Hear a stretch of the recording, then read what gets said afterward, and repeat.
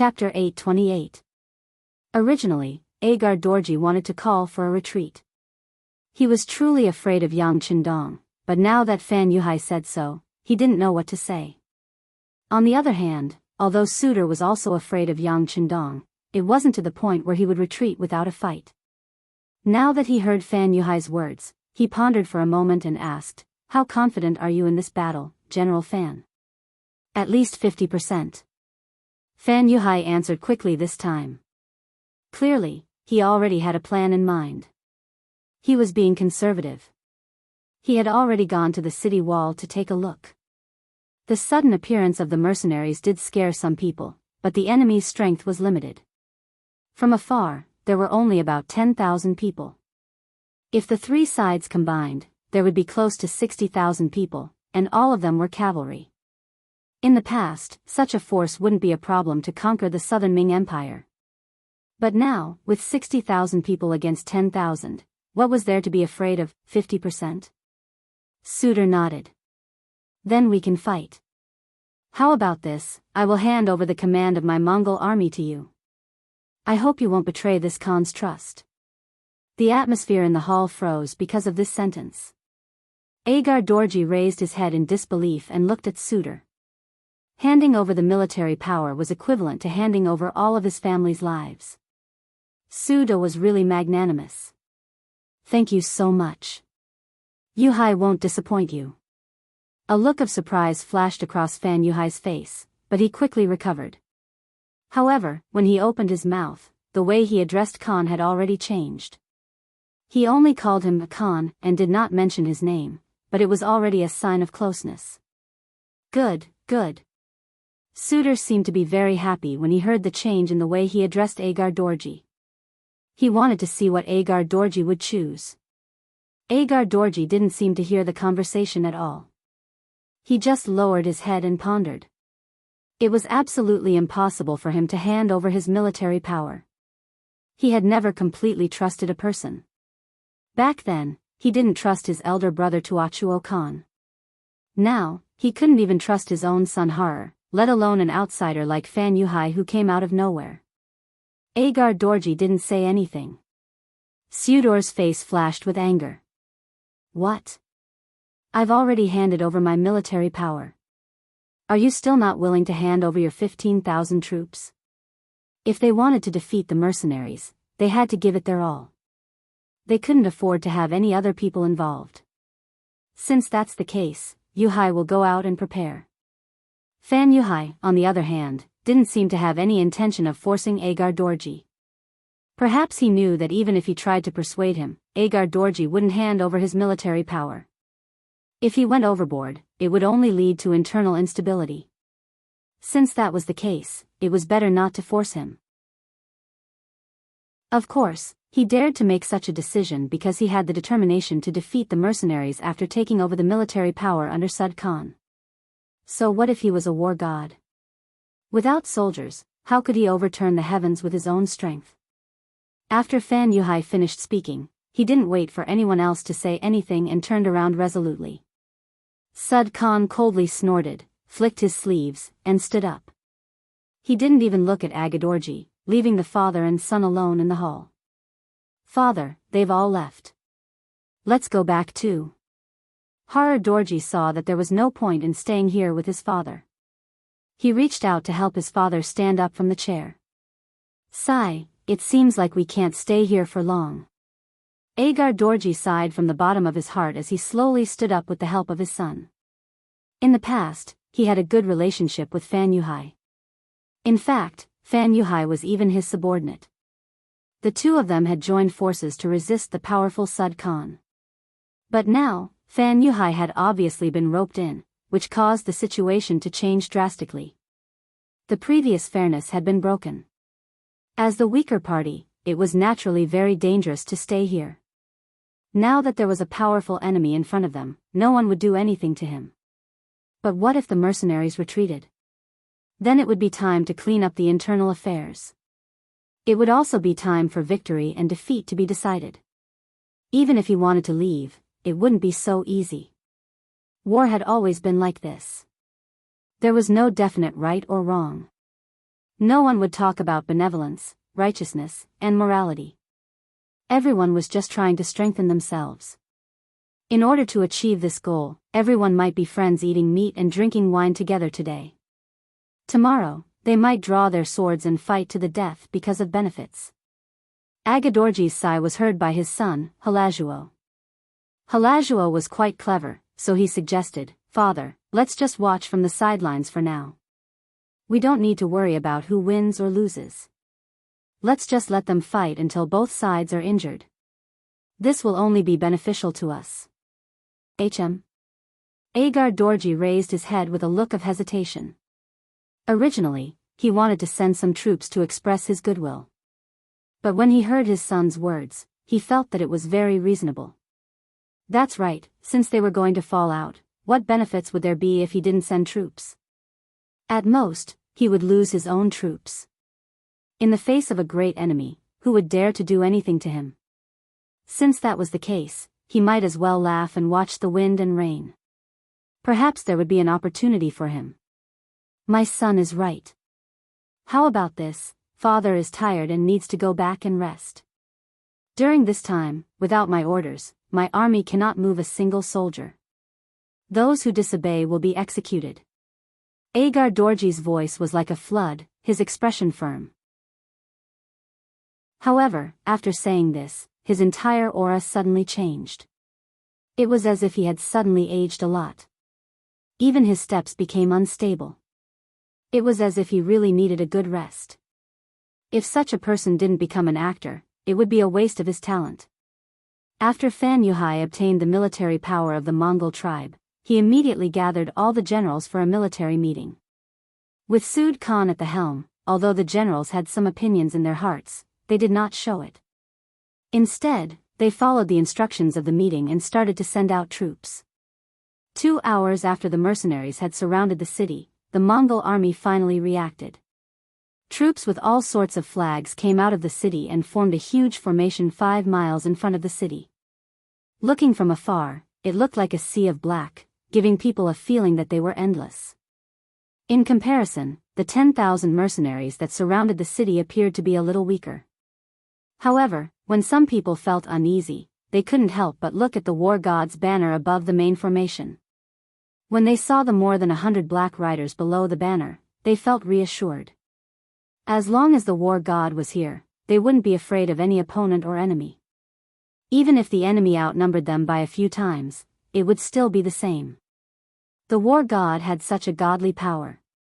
Yang Qindong rode on the white dragon horse and stood in the middle of the formation. He used his binoculars to look at the Mongol cavalry coming out of the city. A hint of a smile flashed past his eyes. His gaze then became resolute as he calmly said to the flag-bearer, "Order the entire army to prepare for the enemy's charge. Use guns from afar and arrows from close range. Don't get entangled with the enemy." The flag fluttered high up in the air. After this order was passed down, the independent division and the various regiments followed his orders and made their defensive preparations. The 6-gun battalions of the independent division had already been broken. They were split up in front of the other regiments.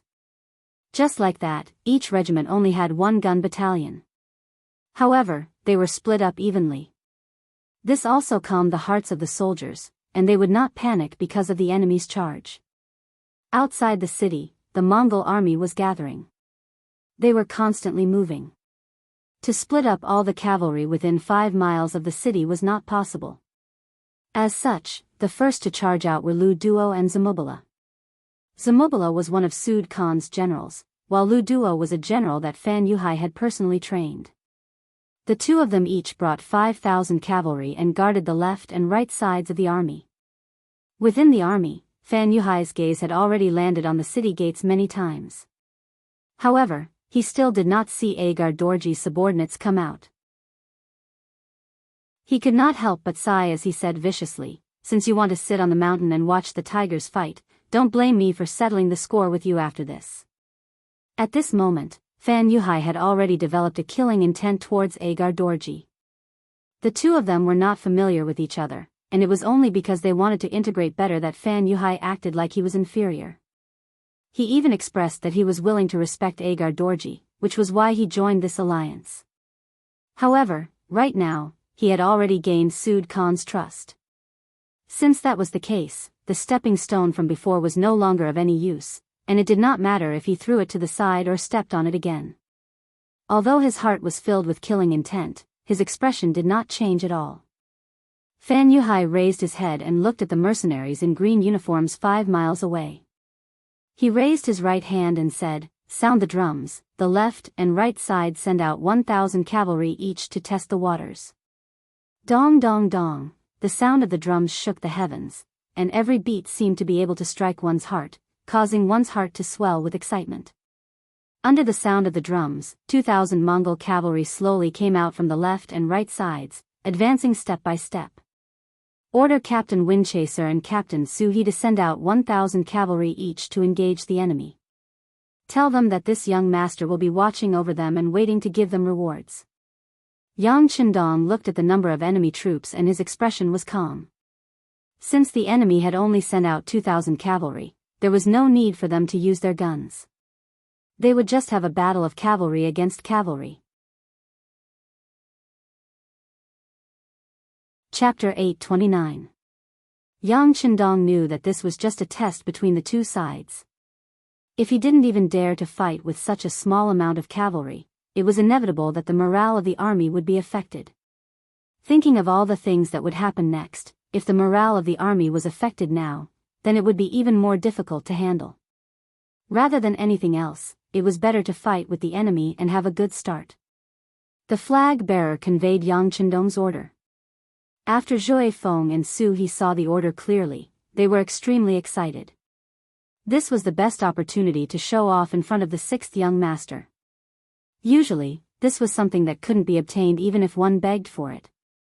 Now, they finally had the chance to show it off. Immediately, the 2 regimental commanders became the leaders of the vanguard without hesitation. Then, they chose 1,000-strong cavalry warriors. When the enemy was 2 miles away, they also slowly moved forward on their horses. "Comrades, the god of war is looking at us from behind. The opportunity is in front of you.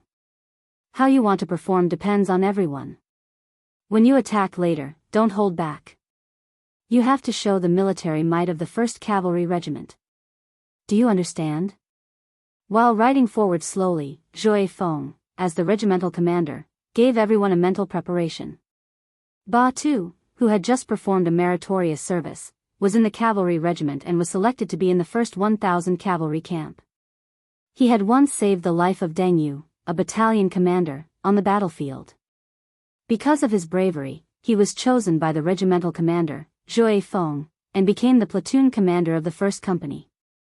At this time, Ba Tu didn't come alone. He brought a row of soldiers with him. At this time, his heart was surging. He knew that this was the time for him to show off. Thinking about how his family had changed because he had joined the mercenary army, and how he had found his life's work, his eyes were filled with an incomparably resolute fighting spirit.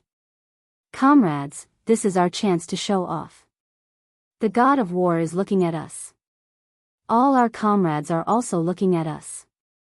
Our families in the beginning city are also looking at us. Then we can't let them down. In a while, when the battle starts, everyone will charge together with me. With the tip of the arrow, we will charge into the enemy camp. After we kill our way into the enemy's camp, we will follow the 3-3 battle strategy that we usually train in. Everyone will support each other and kill the enemy with ease. Kill them all." A platoon of 29 warriors said in a low voice. However, it was precisely this kind of muffled sound that was able to suppress everyone's killing intent and ensure that when the battle broke out later, they would be able to display astonishing strength. Not only Ba Tu's platoon, but the other dozens of platoons were also secretly accumulating their strength and suppressing their killing intent, waiting for the moment to erupt. Time continued to pass, and the distance between the cavalry of the 2 armies continued to shrink. When the distance between the 2 sides was less than 2 miles, the generals of both sides gave the order for the entire army to charge. Charging 1 mile each was the minimum for the cavalry to charge. If they were any closer, they would not be able to display the flying ability of their warhorses. Both sides charged at pretty much the same time. The ground trembled at that moment, and the sounds of killing filled the ears of the first cavalry. The distance of 1 mile was completed in a dozen breaths of time. Then, there was a flash of blade light and people flew about. Windchaser was at the front. He held a sharp saber and wore a black cape. He was like a black whirlwind as he charged at the front of the 1,000 cavalry. On both sides of his body, there were over 100 riders following him. Under the leadership of this tip of the arrow, they were like a sharp knife, stabbing straight into the enemy's heart. With a move of Windchaser, around 100 meters away from him, tip of the arrow had already formed. They were either made up of 100 men in a company or 30 men in a platoon.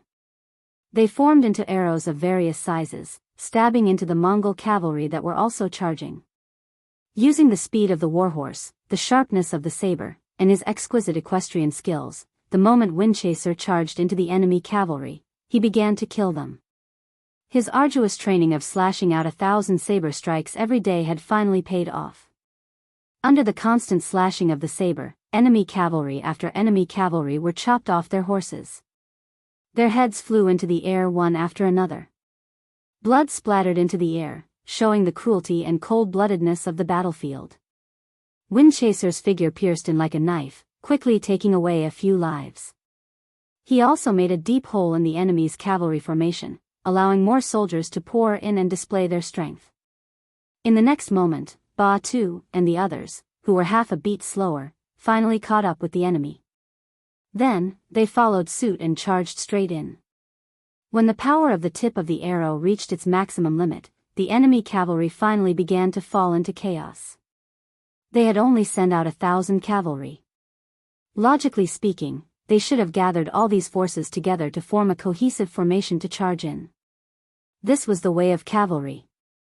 The facts had already proven that the strength of the cavalry came from the might of their phalanxes, and from their repeated charges. In such an environment, even if one's strength was extraordinary and could kill 1, 10, or even 100, could one fight 1,000 alone? If one could not do it or was slightly disappointed, then it would be time for one's heart to be pierced by 10,000 blades. That was why a cavalry charge was never the time to be a hero. If someone did that, they would be surrounded by 10,000 cavalry. Then, when there were enemies all around them, apart from 10,000 blades piercing through the heart, there was no other outcome. This kind of thinking had already been deeply rooted in everyone's hearts. It was precisely because of this that they were unable to adapt to the mercenaries' sudden change in tactics. They had originally been waiting for their companions to gather around them so that they could form a joint attack. Only now did they realize that they had been defeated one by one. Not only that, but the mercenaries' tip of the arrow was not just a single group. It was divided into more than 10 groups, attacking from different directions. It gave off a feeling that there were enemies everywhere, that there was danger everywhere. The tip of the arrow formation was a cavalry killing formation that Yang Chendong had created himself after summing up the experience of the later generations. Imagining the sharp knife squad, sharp knife platoon, and sharp knife company in the later generations, Yang Chendong thought that he could use this tactic on the battlefield. The so-called sharp knife was not the vanguard. The vanguard referred to the team that was the first to receive the enemy and take the lead. However, the sharp knife was just like its name. It was a sharp weapon that could pierce deeply into the enemy's heart. It was the kind of weapon that could kill the enemy with one stab. Of course, in order to become the tip of the arrow, there was a very important condition. The person who made the arrow had to be very brave, completely disregarding life and death. Only in this way could he break the enemy's cavalry formation and play the role he was supposed to play. Otherwise, even the tip of the knife would be broken before it entered the enemy's body. Not only would it not be able to display its power, but it would also cause the warriors behind it to become ownerless and eventually be scattered and killed one by one. It was not easy to find the tip of the arrow, at least for most of the Mongolian cavalry. However, this problem was not a big deal in Yang Chendong's eyes. This was because he had a lot of wealth that the grassland people could not compare to, as well as advanced weapons that other armies could not compare to. Ever since he returned to the beginning city this time, he began to advocate the combat method of the tip of the arrow. In order to achieve his goal, he offered very generous conditions. Once he passed the assessment and became the tip of the arrow, he would be able to receive double the reward of his other comrades. Not only that, he would also receive a set of bulletproof vest that protected his upper body to ensure that he could minimize his losses on the battlefield. This bulletproof vest was naturally not as powerful as the one in the big warehouse, nor was it as effective as the bulletproof vest worn by Yang Qindong. It was just a piece of clothing that looked like a horse clip. There were 2 steel plates and a lot of cotton in it. Even so, it was not a problem for it to deal with ordinary swords. With the generous rewards in front of them and the equipment that was enough to protect themselves, there was an endless stream of warriors who signed up to join the assessment of the tip of the arrow. Speaking of which, the people of this era were not afraid of death. They were just afraid that their deaths would not be worth it. Just based on the fact that the mercenary army had an extremely comprehensive pension policy for the dead warriors, especially the dead warriors who had rendered meritorious service, it was already worth many people to risk their lives. Once they died in battle, their families would benefit. There would be many people who would remember their good deeds. It was worth it to come to this world. It was far better than the other Mongolian soldiers. When people died, they died. No one would take a second look at them. Once they did not die and made meritorious service, the generous rewards would come. Not to say that they would not have to worry about food and clothing for the rest of their lives, but at least they could live a stable life for many years. It was worth it no matter how one looked at it. Yang Qindong had always been very generous to the soldiers who went to the battlefield to kill the enemy. These people were fighting with their lives on the line. Based on this, they should be able to obtain even more. It was precisely because of this generous policy that the mercenary army could often fight 1 against 2, or even 1 against 5, or 1 against 10. Under the stimulation, the tactic of the tip of the arrow was formed. It was the first time it was used on the battlefield. The facts also proved that this method was feasible. You were like the strongest tip of the arrow.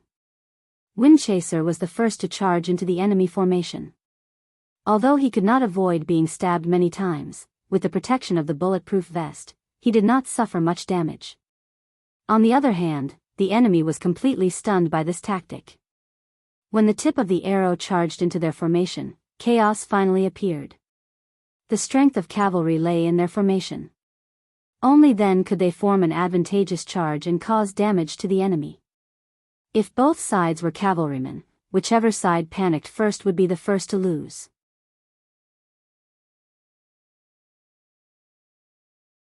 Chapter 830. The formation could no longer display the strength that it should have. Under the constant barrage of arrows, the Mongol cavalry became scattered soldiers one after another. Without anyone protecting the left and right wings, they were like lambs waiting to be slaughtered. Often, before they could even charge out for dozens of meters, blood splattered all over their bodies, and they were either injured or killed. In comparison, the Windchaser cavalry with the tip of the arrows were like nails that had sunk into the enemy camp. They scattered the enemy and killed them one by one. Even if some of the soldiers had temporarily lost contact with their troops, they still had the 3-3 tactic. As long as there were 3 cavalrymen, they would be able to display the might of a small charging formation. Even if there were 10 cavalrymen, they would be able to hold on for a while. If there were too few opponents, then the saber would fall and the person would die. There would be no victory. On the other side, the Tatar cavalry commander Su he had also become the tip of the arrow. In terms of individual strength, he was not weaker than Windchaser and was even stronger. He led the Tatar cavalry and charged forward. It was as if they had entered a place where no one could stop them. They killed group after group of Mongol cavalry and continued to expand the battle results. Beat the gong to retreat. Fan Yuhai, who was riding on the horse, had a deep gaze. If one looked closely, one could see the shock in his eyes. Seeing that there were not many cavalrymen left and that they did not have the strength to attack anymore, he quickly gave the order to retreat. The Mongol cavalry who were lucky enough to survive on the battlefield felt like they had been pardoned. When they heard the sound of the gong, they quickly retreated from the battlefield. However, even the formation had been broken, so how could it be so easy for them to escape? In the process of retreating, not only did they have to endure the harassment of the mercenaries, but they also had to endure the pain of arrows when they finally managed to kill their way out of the formation. As they retreated, at least 100 cavalrymen were shot by arrows. Their fleeing horses fell to their deaths, dying on the path of hope that they had seen. In the end, less than 500 of the 2,000 cavalrymen that they sent out returned. Furthermore, almost all of them were injured, and their faces were filled with fear. Just this battle alone had broken the morale of some of the soldiers. No one could guarantee that such people would not go all out if they were sent to the battlefield again. In comparison, the Tatar regiment only suffered less than 100 casualties. Most of them were injured, and most of them had minor injuries. After some bandaging, they could quickly return to the battlefield. This was the strength of the mercenary army.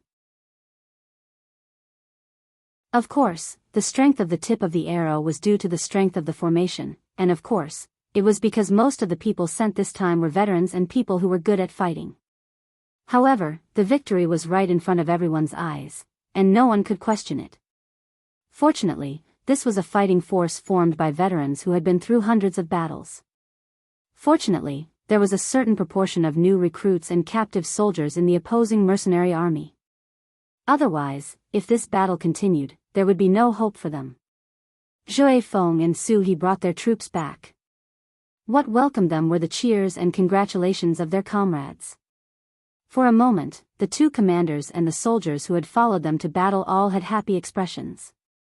At this moment, Yang Chendong's voice sounded out from the white dragon horse. Those who have done well in battle will be remembered. When we return, we will reward them greatly. Mighty war god!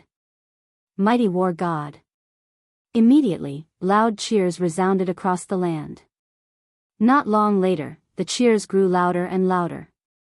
Not only were the veterans cheering, even the new recruits who had just joined the army a few days ago, as well as the captives who had just been transferred from the construction team to the army, were all cheering loudly.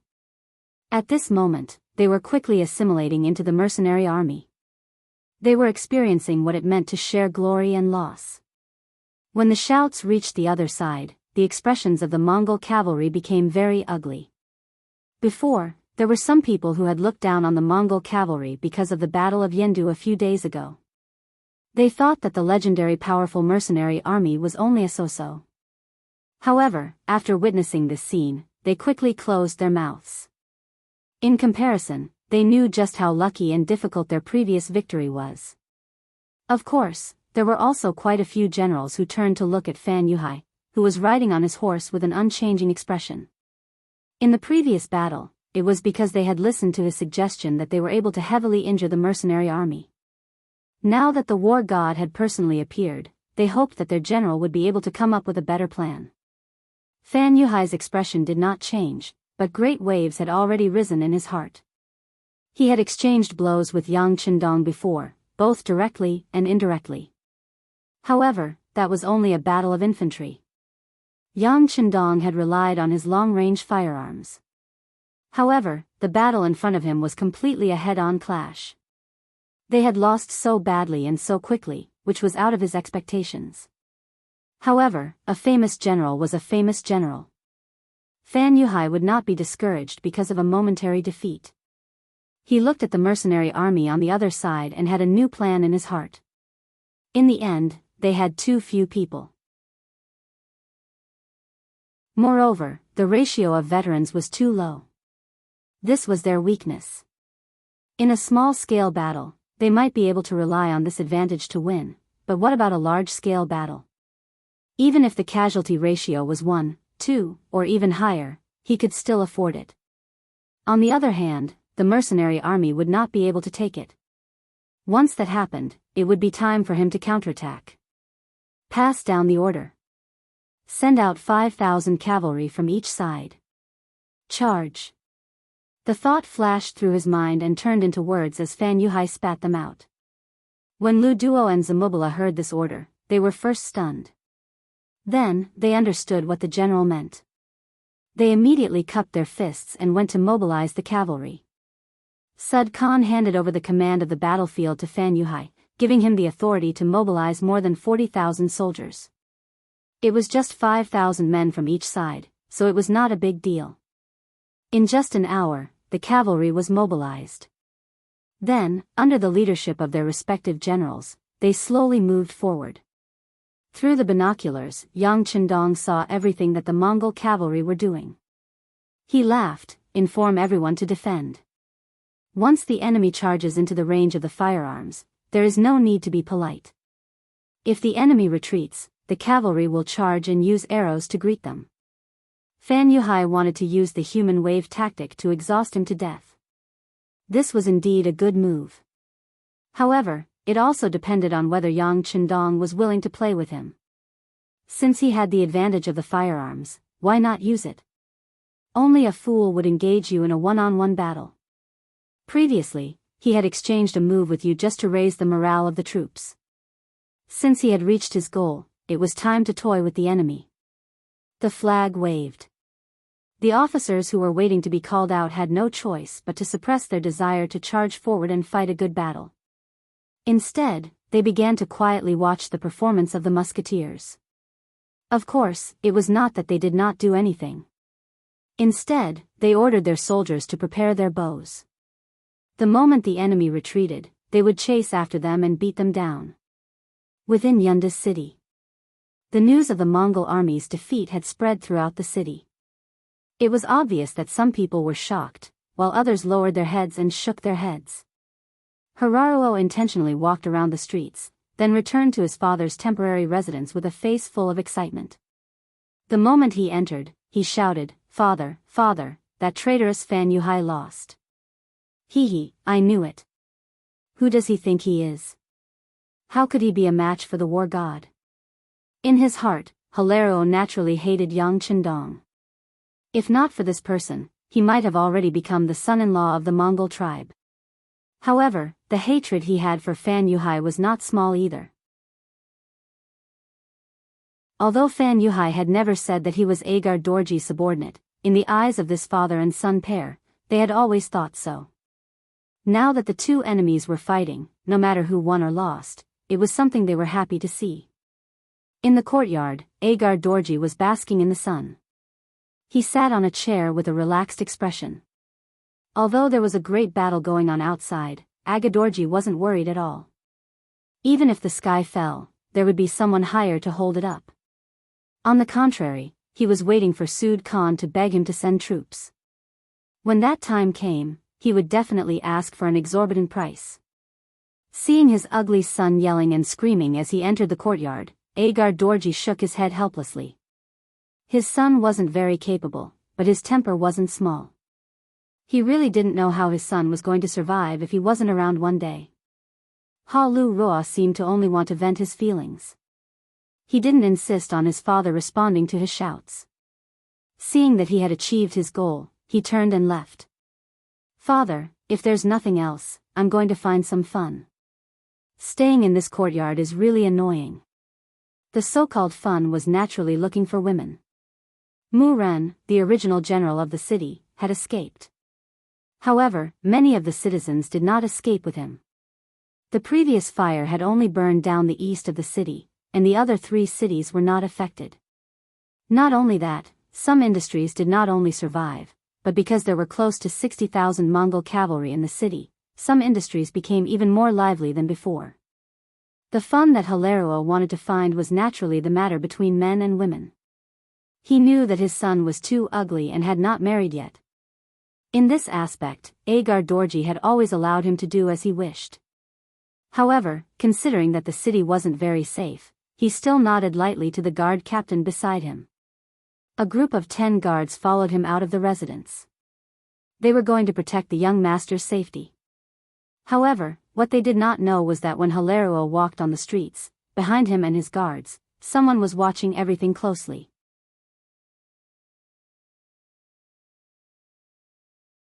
Chapter 831. Fan Yuhai rode on his horse and stood outside the city. Before he left, he had already thought about the safety of the city. Hence, he had left his trusted aide, Zhang Meng, by Sud Khan's side to prevent any accidents from happening. As for Agar Dorji and his son, he had only sent people to keep an eye on them to prevent them from causing trouble. This pair of father and son did not pique Fan Yuhai's interest, but the 15,000 cavalrymen under his command were something he was determined to obtain. He was even prepared to take over this force at any time. From this, it could be seen that this person had a grand plan. Outside the city, there were 5,000 Mongol cavalry on the left and right. A total of 10,000 Mongol cavalry had attacked. By the time they reached the center of the battlefield, they didn't see any reaction from the mercenaries. They did not send out their cavalry like they did at the start. This made the generals who were leading the cavalry feel confused. However, the beating of the drums did not stop, so their army could not stop. As such, they whipped their horses and charged forward. It was only a distance of 3 miles, but the cavalry charged forward for more than 2 miles. Just when they were 1 mile away from the mercenary camp, gunshots suddenly rang out. Pa pa pa.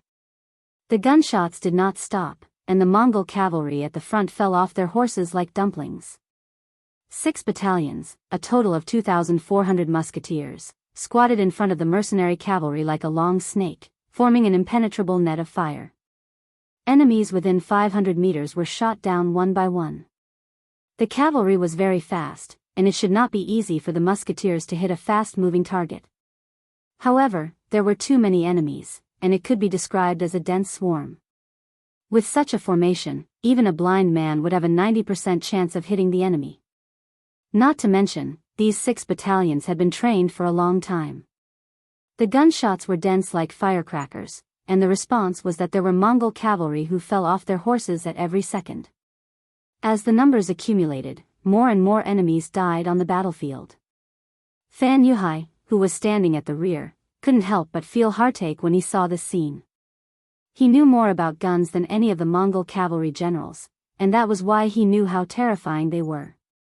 Back then, wasn't the mighty Jianghu kingdom defeated by such firearms? At that time, even the elephant soldiers could not gain the slightest advantage, let alone the charging Mongolian cavalry. The sounds of gunfire continued, and more Mongolian cavaliers died, but they were about to close the distance of 1 mile. At this moment, within the mercenary army, the sound of the bugle of charge rang out.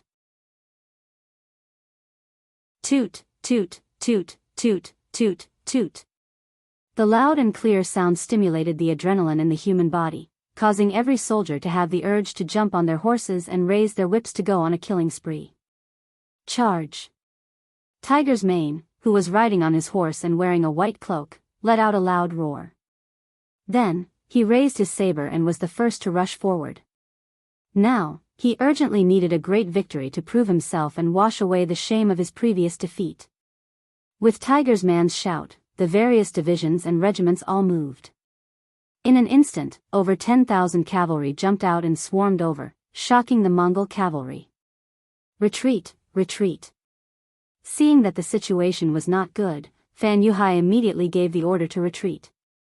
Immediately, the sound of the gong sounded out, and the Mongol cavalry who did not know what to do immediately turned around and ran. Their reaction was not slow, especially since Fan Yuhai's order was very timely, so they should be able to retreat safely. However, Yang Chendong had already given the order to make preparations.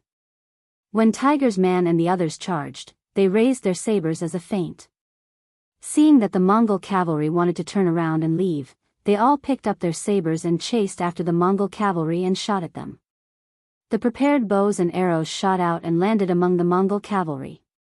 With a series of pai li pa la sounds, over 1,000 Mongol cavalry were shot down from their horses, either dead or injured. This chase lasted for 3 miles. Only when they were in front of the enemy and under the city walls did the signal to retreat sound out. Immediately, the 10,000 mercenary cavalry received the order and retreated in an orderly manner. This caused Fan Yuhai, who was waiting for a chance to counterattack, to be disappointed once more. When the mercenary army retreated, there was no chaos at all. It was as if they had rehearsed this a long time ago. Whoever retreated first would stay behind to cover for them. Even if he sent out the cavalry now, he would not be able to gain any benefits. Furthermore, most of the cavalry were still in the city and had not been sent out. Even if he wanted to move them out, he would need time. This was the disadvantage of having a small city. Outside of the city, there was no way they could fit 60,000 troops. This was probably one of the reasons why Yang Chendong dared to bring his troops over to provoke them. The sky slowly darkened. In the second battle, they had not injured the enemy, but they had lost another 3,000 men. Adding everything together, they had lost close to 5,000 men. Retreat, all of you, back into the city. At night, we need to tighten the defense and prevent the enemy from attacking at night. Fan Yuhai's expression did not change as he said to Lu Duo and Kamuba. After that, he rode into the city and headed straight for Sud Khan's residence. When Fan Yuhai saw Sud Khan, he reported everything that had happened today. He was already prepared to be scolded. However, unexpectedly, Sud Khan did not scold him and only nodded. "And the losses were not big. Have you figured out the situation of the war god?" Fan Yuhai pondered for a moment before replying in a deep voice, "It's about time. The other party has too few soldiers. If we really fight, the one who loses will definitely be him. Therefore, he should only be trying to intimidate us. As long as we don't move out, the other party won't be able to take advantage of us and will naturally retreat." "Good, then I'll leave everything to General Fan. Against the war god, being able to defend the city without losing is already a great achievement. After all, this person is too famous. Even if you want to defeat him, it won't be done in a day." Suda actually tried to persuade him instead. Fan Yuhai immediately revealed a very moved expression and said, "Yes, this subordinate will remember." Suda's generosity was partly due to his appreciation of Fan Yuhai's ability. More importantly, the cavalry that died today were not his direct subordinates, nor were they the elites of the Mongolian tribes in Mo Bay. People like them might have been herders yesterday, but today, they had become soldiers. There were many people like them in Mo Bay, so the loss of a few would not be a heartache. Fan Yuhai naturally saw this point as well. That was why he sent the cavalry that were not strong to test the enemy. Just from this point alone, it could be seen that he did things appropriately. The Mongol army retreated back into the city, and the mercenaries cheered as they set up camp. They even lit up a huge bonfire. Under the light of the fire, be it the veterans, captives, or new recruits, everyone had a victorious smile on their faces. Today's 2 victories gave them great confidence. They were filled with trust towards the war god. They believed that under the leadership of the war god, victory would belong to them. Outside the central tent, there were many people moving around. 2 guards had switched positions to ensure the safety of the 6th young master. In the tent, Tiger's Mane stood in front of Yang Chendong and flattered him. Or rather, it could be said that he was not flattering, but speaking the truth. "Young master, you're just too amazing. Your formation at the tip of the arrows caused them to not know what to do. Using the musketeers against the cavalry, you used silence to stop them, effectively avoiding all sorts of problems when shooting while moving. If this goes on, before long, we'll be able to take down these Mongolian soldiers and wipe away the shame." Tiger's Mane was still speaking excitedly as if he was saying something great. However, Yang Chendong suddenly raised his head. "Do you really think that with our current formation, we can destroy the 60,000 Mongol soldiers in front of us?" Tiger's Mane was stunned by this sudden question. He stood there not knowing what to do. After being stunned for a long time, he did not know how to reply. Fortunately, Yang Chendong did not intend to make things difficult for him. He quickly answered his own question. "The enemy has 60,000 soldiers, and we only have 10,000. Moreover, there are many new soldiers and captives who have not fully adapted to our military rules. Relying on this force to defeat the Mongol army is completely impossible." It was not that it was impossible, but it was completely impossible. Just from this sentence, one could see that Yang Chendong's mind was still very clear. Then, he said, "The only reason we were able to obtain victory today was because the old soldiers and musketeers displayed enough advantages. If the 2 sides really fought, then the loser would definitely be us. This is impossible." Tiger's Mane said in disbelief. "Nothing is impossible." Tiger's Mane, as a general, the most important thing is to understand the situation and size up the situation. Doing something despite knowing that it is impossible is definitely not something a general of an army should do. It is merely the bravery of an ignorant person. Yang Chendong's expression did not change as he continued to speak in an extremely calm manner. This time, Tiger's Mane's expression changed again and again. He thought back to the defeat last time. It was because he underestimated the enemy and did not fully understand the enemy's situation before sending out his troops. In the end, he caused a huge defeat, causing the strength of the mercenary army to be greatly reduced.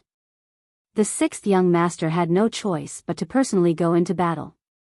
Seeing the sudden change in Hu Mang's expression, Yang Chendong sighed softly in his heart. He spoke up once again, "I have no intention of blaming you. In the previous battle, the army was defeated.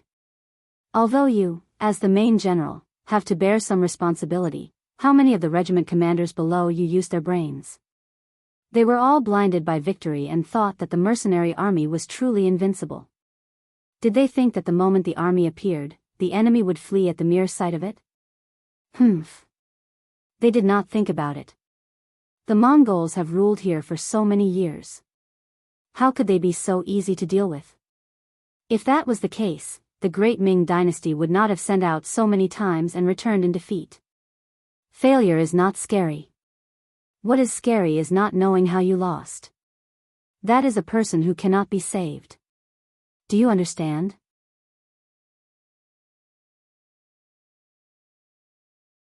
Chapter 832. Hearing Yang Chendong's words, Tiger's Mane quickly replied, "Yes, young master. We have already summarized our experience. If we don't understand the situation clearly, we won't easily send out troops again. I can promise you this." "Yes." Yang Chendong's expression became a little better. Since they had already lost the previous battle, there was no point in dwelling on this matter. As long as the military commanders had learned their lesson and would not repeat the same mistake, the soldiers who had died in battle would be able to rest in peace. Sometimes, losing a battle wasn't scary. On the road to growth, encountering defeat was also a kind of harvest. It was a prerequisite for becoming stronger. As long as the heart didn't lose after a defeat, they could still have the heart to fight again. Moreover, the more they fought, the braver they became. "Okay, you can go first. Take care of your own camp. In the next 2 days, we will only surround and not attack. Facing the enemy's challenge, we may even retreat to make concessions. At that time, the morale of the army cannot be shaken. You can go and discuss with the battalion commanders what to do. Yes, go and call over Zhui Feng of the 1st Cavalry Regiment." Yang Chendong raised the cup of hot tea in front of him and lightly waved his hand. Tiger's Mane was the first person he met. He definitely wouldn't be the last. He was making preparations for the following arrangements. There were some things he needed to explain to the commanders. Tiger's Mane left. Not long after, Zhui Feng entered the main tent. After staying for half an hour, he left with his head held high. One by one, the commanders entered the main tent. Every one of them had a private conversation with the 6th young master for half an hour or more. That night, the main tent was lit with oil lamps. It was only when the sun was about to rise that it was extinguished. When the sun rose, the various armies began to cook. Smoke rose in spirals from the chimneys. The fragrance quickly spread everywhere. The army was a scene of bustling activity. 2 hours later, the two armies that had eaten their fill began a new day of confrontation. In front of the city, Fan Yuhai rode out. This time, the cavalry behind him was even larger. From afar, the number of people had already reached 20,000. Facing a mercenary army, especially one that was personally led by a war god, from Fan Yuhai's point of view, even if the entire army moved out, it wouldn't be excessive. The cavalry formed a formation of 1,000 men, and they quickly got into formation. Following Fan Yuhai's shout, 1,000 men charged out of the camp. The one leading them was Zamubala, the valiant general of the Mongol tribe in the north of the Gobi Desert. After Zamubala appeared, he led this 1,000-man team and charged towards the mercenaries. When they were about a kilometer away, he suddenly stopped. Countless experiences and facts had told them that this distance was relatively safe. Zambala, who had stopped his horse, began to challenge the mercenary general. He looked like he wanted to have a one-on-one battle with the mercenary general. 1 versus 1. This kind of battle strategy was used in the ancient times, had been passed since ancient times. This was especially true for cavalry. They paid particular attention to the tightness of the battle formation and the momentum of the charge. With just one man and one general, the effect that they could exert was already very limited. A battle strategy like 1 versus 1 had not appeared in a long time. But today, it appeared in front of two armies. Many people's faces were filled with confusion. Then, some of the generals' faces were filled with excitement. It seemed like this was the time for them to display their individual strength and gain merit. Yang Qindong, who was riding on the white dragon horse, had a calm expression. It was as if he didn't see the other party's actions. He didn't move. This caused many people to retract their gazes. They were originally waiting for the war god to pick their generals. But when they saw that the war god didn't move, they didn't dare to look. But there were still some brave ones who carefully spoke to their comrades. What's going on? Is the war god not letting us fight? Quiet, it's forbidden to make noise in the camp. The moment the soldiers below moved, the regiment commander standing at the front of the group immediately stopped them. A few battalion commanders also cooperated and persuaded the soldiers below, suppressing the discussion. The various divisions and regiments were all like this. Yang Qindong saw this from the corner of his eyes and heaved a sigh of relief. The results of last night's discussion were pretty good. At least the regimental commanders understood his intentions. With their suppression, the army probably wouldn't fall into chaos, but their morale would definitely drop. But this was something that couldn't be helped. The difference in numbers was too great. In order to launch the final attack, they couldn't afford to lose any of their forces. Speaking of which, last night, Yang Qindong had already thought of a countermeasure for Fan Yuhai. If the two sides' roles were reversed, he would have at least two paths to take. The first was to use the strength of the army and use the advantage of numbers to launch a fierce attack. For example, he could directly send 30,000 soldiers and then send 10,000 soldiers behind to launch an all-out attack, using the advantage of numbers to suppress the enemy. In the face of tens of thousands of enemy cavalry, even the strength of a flintlock was limited. Once they charged over, the effect of the flintlocks would be limited and it would be difficult to win this battle. Of course, if he decided to do this, he would have to pay a heavy price. From this point of view, the possibility of Fan Yuhai's choice was relatively low. After all, he only had 15,000 men under his command. He could wipe out his own army, but if he really wiped out the cavalry of the Sud Khan, the Khan would definitely not do it. If the first point didn't work, then there was only the second point left. That was to send out a small portion of the army to challenge and slowly nibble away at the strength of the mercenaries. Using small victories to accumulate a big victory, then expanding the results of the battle. The advantage of doing this was that not only would they not lose too much, but they could also continuously reduce the strength of the mercenaries. And when the number of mercenaries was reduced to a certain extent, it would be time to implement the first plan.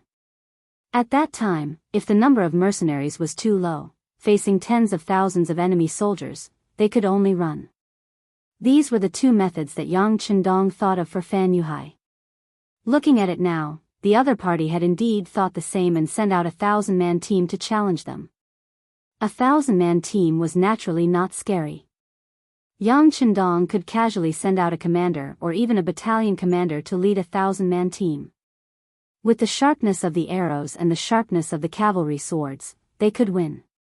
But this kind of victory was impossible without paying a price. If 100 men died in one battle, then 1,000 men would have to pay 10 times the price. As time passed, the mercenaries would definitely be the first to be unable to bear it. Not to mention, in a 10,000-man team, there were only a few veterans. Once the battle was over, their effective fighting strength would be worn out by the challenges one after another. How would they have any strength left to launch an all-out attack? Thus, the best way to deal with this kind of challenge was to ignore it and act as if he didn't see it. And with the huge range of the firearms, the other party would naturally be helpless. The only drawback was that in the long run, the morale of the soldiers would definitely take a big hit. This was the biggest test for the mercenaries. Seeing through the other party's intentions, Yang Qindong naturally wouldn't let them succeed. Thus, there was the current strategy of not moving to deal with the changes. Zamobila, who was 1,000 meters away, had already prepared himself for a battle.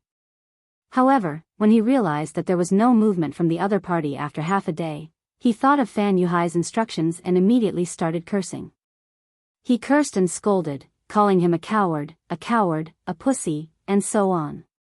In the end, it was all kinds of insults. What was even more impressive was that Fan Yuhai seemed to have been prepared for this. He even found a cavalryman who could speak Mandarin. While cursing in Mongolian, he also spoke Mandarin. When his voice echoed throughout the land, one could imagine how ugly the mercenaries' expressions were. Battalion Commander, I request to fight. Battalion Commander, I also request to fight. Even if I die on the battlefield, I can't let them humiliate us like this. Yes, we request to fight. Under the scolding, some of the more impulsive soldiers couldn't hold it in anymore. Their faces turned red as they shouted with a belly full of anger. All of you, shut up. All the battalion commanders had been called by their regiment commander for a meeting last night. Naturally, they knew what to do. Although they were also very angry in the face of such a situation and even wanted to rush forward with their swords, they couldn't go against military orders. They could only obey. With the suppression of the regiment commander and battalion commander, although many of the soldiers were a little emotional, it didn't cause any chaos. Under the scolding, many of the soldiers had no choice but to shut up. But from their angry faces, they only obeyed the orders and didn't understand it in their hearts.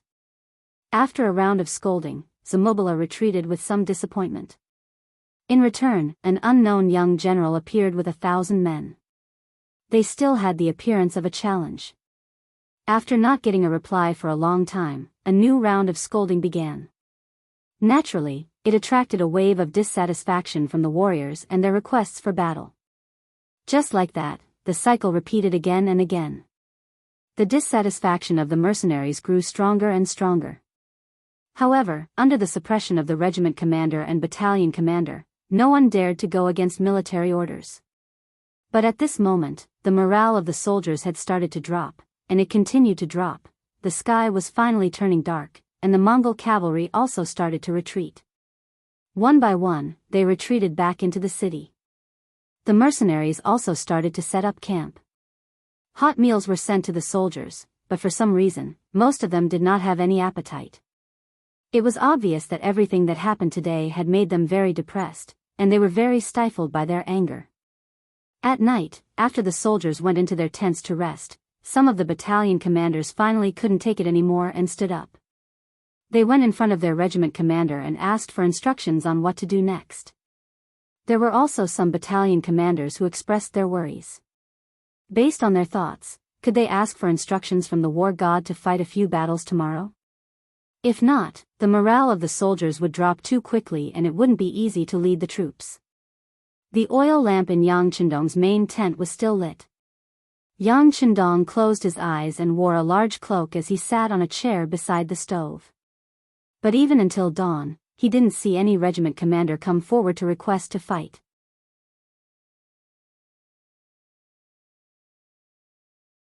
Chapter 833. When the sky started to brighten, Yang Qindong, who had been resting with his eyes closed, opened his eyes. He then chuckled and muttered to himself, "Not bad, not bad." Tiger's Mane and the other commanders did not come to complain to him. This proved that they could still control the army. Just based on this point, he was not disappointed. But after laughing, Yang Qindong looked outside the tent that was already bright and couldn't help but shake his head. Today is also a difficult day. Just as they had expected, after both sides got into formation again, the Mongolian cavalry's challenge began again. Just like yesterday, there were still groups of 1,000 men walking out. They were shouting and cursing, and all sorts of insults were thrown out. Those insults were as unpleasant as they could be, and once again, it caused the soldiers below to angrily rebuke and request for a fight. In fact, it was even louder than yesterday. Left with no choice, the battalion commanders had to order a few of the shouting soldiers to be captured and brought into the tent. Only then did they suppress the soldiers' anger. However, anyone could tell that this was just a stopgap measure and not the final solution to the problem. On the contrary, if they captured too many of these people, the ones left would probably be a bunch of weaklings. If these soldiers were to be used as the main force to kill the enemy, their might would be weakened by 30%. Below the city walls, Fan Yuhai looked at all of this with great interest. He was in a good mood. In this battle, the mercenaries had too obvious a weakness, and that was that they had too few soldiers. After finding this weakness, he used the tactic of 1,000-men battle, in order to continuously grind the enemy's military strength. Once the enemy's military strength was reduced by half, it would be time for him to attack. He never thought that the mercenaries would be so tolerant. This was indeed out of Fan Yuhai's expectations, but it also made him very happy. One had to know that not everyone dared to insult the mercenaries in front of them. Since he was able to do so, wasn't it already considered as proving his strength? More importantly, under this kind of cursing, the morale of the mercenaries would definitely drop very quickly. If he did not control it well, it was possible for the army to mutiny. Even if they managed to control the situation by force, as time passed, the morale of the army would drop. Could such an army still win the war? Fan Yuhai was happy to wait. He wanted to see how long the mercenaries could last. As long as they showed any signs of weakness, he would definitely launch a fierce attack. At that time, he would become the first general to defeat the war god. What's the situation in the city? While Fan Yuhai was enjoying the cursing of his own soldiers, he seemed to have thought of something and asked Deputy General Lu Duo beside him.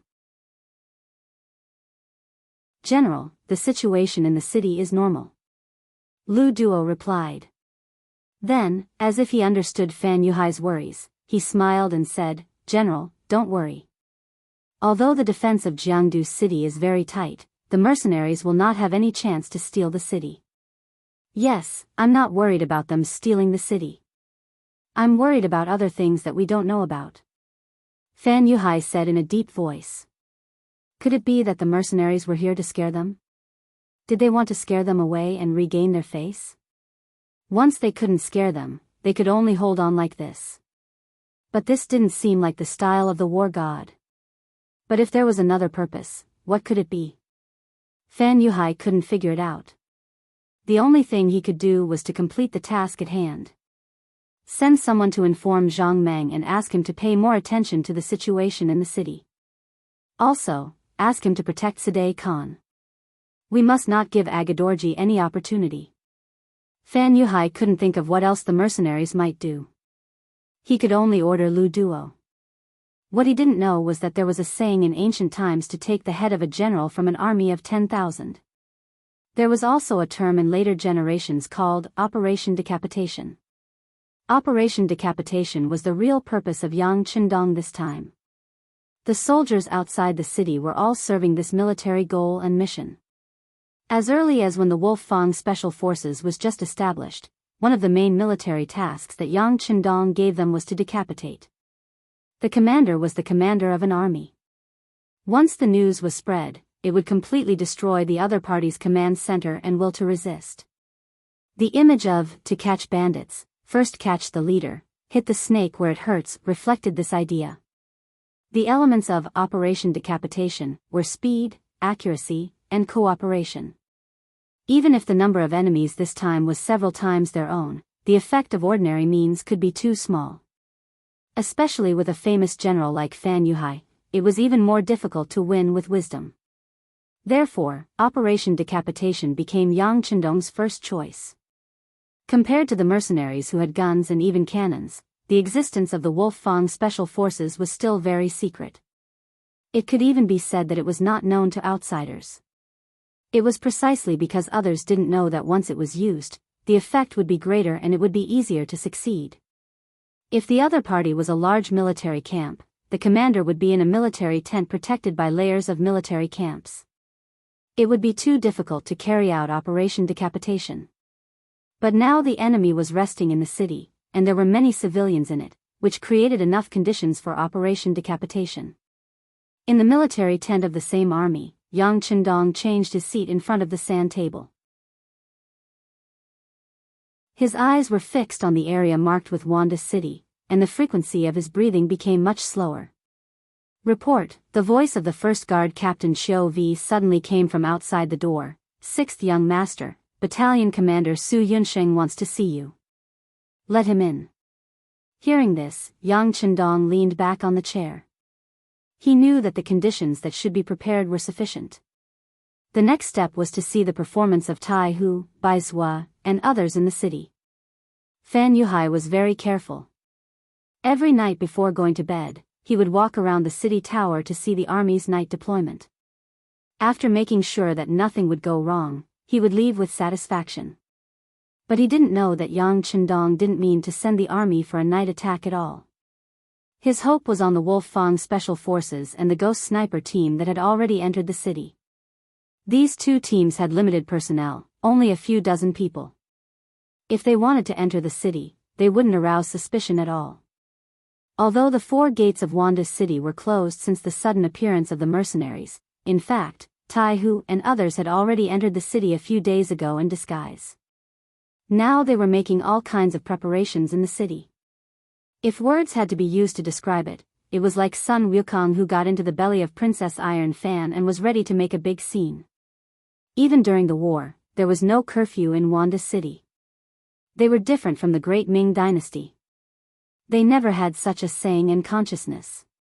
Therefore, even though the sky was completely dark and it was already midnight, one could still see some shops on the streets lit up by oil lamps. There were also some figures walking back and forth on the streets from time to time. The Drunken Pleasure House was the largest and the best business in the city.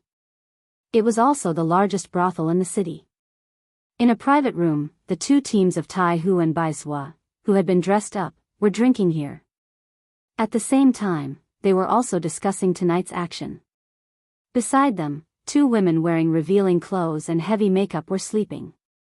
No one would have thought that in a place like this, there would be people who spent money but didn't buy sex. Not to mention that they were on a mission, and not to mention that these 2 women were too ugly to look at. Their military discipline didn't allow them to do this kind of thing when they were on a mission. So the 2 of them didn't even look at the 2 women who had fainted after drinking the knockout drug. Instead, they lowered their voices and made plans for the night. The army has been out for 3 days. This is the deadline that the 6th Young Master set for us. We must act tonight. How are the preparations on your side? Bai Zhua was half lying on the table. He looked at Tai Hu who was close by and asked in a low voice. Everything is ready. Skinny Monkey and King Kong are watching that kid. Tai Hu narrowed his eyes, making it impossible for others to see what he was thinking. Even his murderous aura had been completely concealed. The 6th Young Master once said that a real assassin wouldn't reveal a trace of murderous aura. If they couldn't do this, then they were unqualified. Now, Tai Hu had entered this realm. Good, then I'll wait for you to make a move. After Bai Zhua said this, he poured a cup of wine on himself. Then, he walked out of the room with a strong smell of alcohol. At this time, the Drunken Pleasure House was the best time to seek pleasure. Rashly leaving would attract the attention of people with ulterior motives. However, the smell of alcohol was completely different. It was the best cover. After Bai Zhua left, Tai Hu also stood up. Then, he put his right hand to his mouth and whistled. Naturally, people with ulterior motives could hear it. However, for those who were drunk, this sound wouldn't attract the slightest bit of attention. They would only think that a wanton person was doing something rash. After the whistle sounded, in the best private room of the Drunken Pleasure House, a man who was sleeping with 2 women in each arm suddenly felt a chill on his neck. Then, a piercing chill rose from his heart. Instinctively, he reached out to grab the dagger under his pillow. Hala, if you're a young master, why struggle? You should know that since I've come here, I naturally won't give you any chance. A skinny man who only weighed about 80 kilograms chuckled, revealing a harmless smile. However, if one looked carefully, it wouldn't be difficult to see that there was a hidden killing intent under his laughter. The person lying on the bed was Hala compared to Fan Yuhai, who was fighting war god outside the city every day. He was cooped up here every day, enjoying what he thought was the most beautiful thing in the world. However, he didn't expect that someone would suddenly appear in front of him. How did he get in? Why didn't the guards outside notice?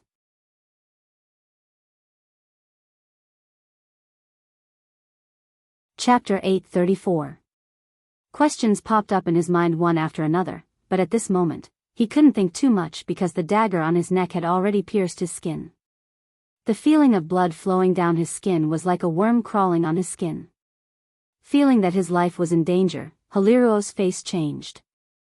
Compared to other people, he was more afraid of death. Especially after enjoying so much in the world, he was even more afraid of death. He was afraid of losing everything. Brother, don't be impulsive. What do you want? Whether it's money or an official position, I can give it to you. Presumably, you already know my identity. I can satisfy you. Seeing Haliruo's cooperation, Skinny Monkey-like couldn't help but nod. Very good, I like to deal with smart people. Tell me, where is the crude oil in the city, and what's the password for tonight? Crude oil? You. Who are you? Haliruo's face changed greatly. Whether the other party wanted money or an official position, he believed that he could satisfy them. But when it came to crude oil, he had to be careful. Because that thing was something that even his father didn't want to provoke. As for the identity of the person who inquired about the crude oil, it seemed like it was about to be revealed. The dagger slid down and suddenly reached the dark fatty's chest. Then, it stabbed lightly. Haliruo immediately felt a bone-piercing pain, causing his face to contort in pain. At this moment, the skinny monkey-like man's voice sounded again. It seems like you still don't understand the situation. Since that's the case, I'll leave a mark on your body. No, I'll tell you everything. Knowing that his life was in the hands of others, Haliruo didn't dare to play any tricks. He hurriedly begged for mercy and told the skinny monkey-like man the location of the crude oil. It's in the warehouse in the west of the city. That used to be the city's granary. Take me to see it. Remember, kid, don't play any tricks. Otherwise, I promise I'll take your life before you can shout. The skinny monkey-like man's voice sounded again. The warehouse in the west of the city was where the crude oil was located. But without seeing it with their own eyes, they couldn't be at ease. Trembling, Haliruo put on his clothes and opened the door. As soon as he stepped out of the door, he saw the 4 guards guarding the door. When they saw the young master walk out, they quickly lowered their heads and saluted. However, when they saw the skinny monkey-like figure, the 4 guards couldn't help but reveal a trace of confusion in their eyes. They had been watching outside the door and didn't see any man enter this room. Where did this person come from? How could they know that one of Skinny Monkey's specialties was the bone shrinkage skill? Although the gap in the window outside the door was not very big, it was enough for him to use his unique skill to enter. What are you looking at? If you keep looking, young master will dig out your eyes. When the skinny monkey-like figure noticed that the 4 guards were looking at him, he glared back fiercely. At the same time, he gently applied some force to the dagger behind Haliruo's waist. Cough, don't look around. She's one of us. Although he could speak freely now, he knew that if he said something he shouldn't say, the first one to fall would be himself. As soon as he said that he was one of them, the 4 guards immediately showed a look of understanding. They lowered their heads slowly with an expression that said, "We understand." Clearly, they had misunderstood and thought that their young master's taste had changed. He no longer liked women, but men.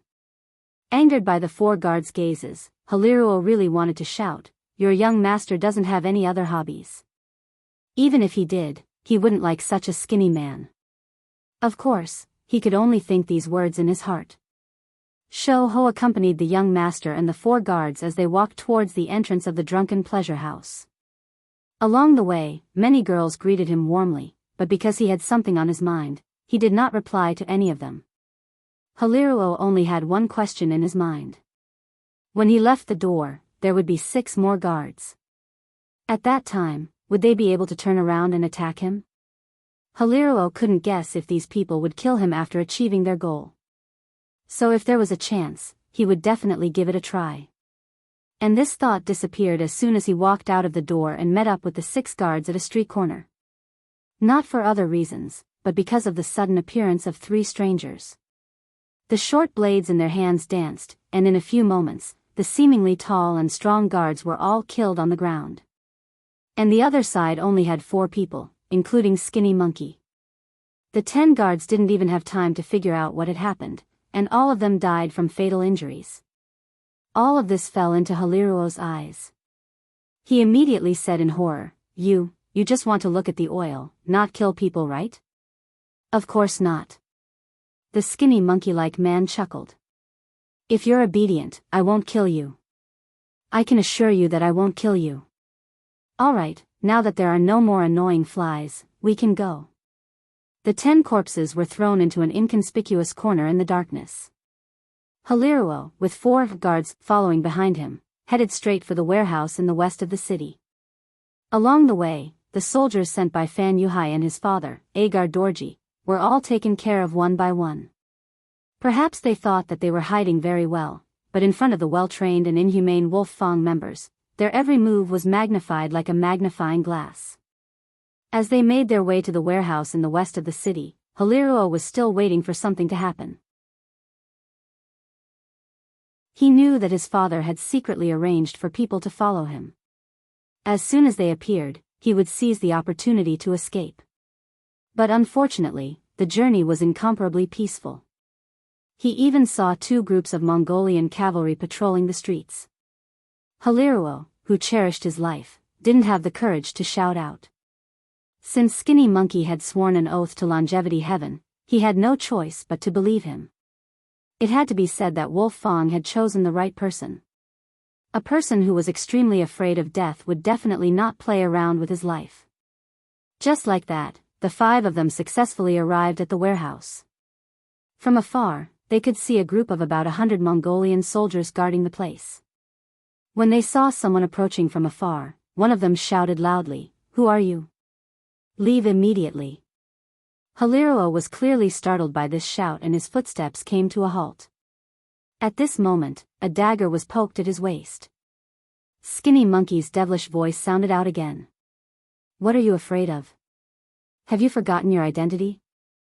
Haliruo, who was originally covered in a layer of cold sweat, finally remembered who he was. From the moment he was threatened until now, he found that his courage was becoming smaller and smaller.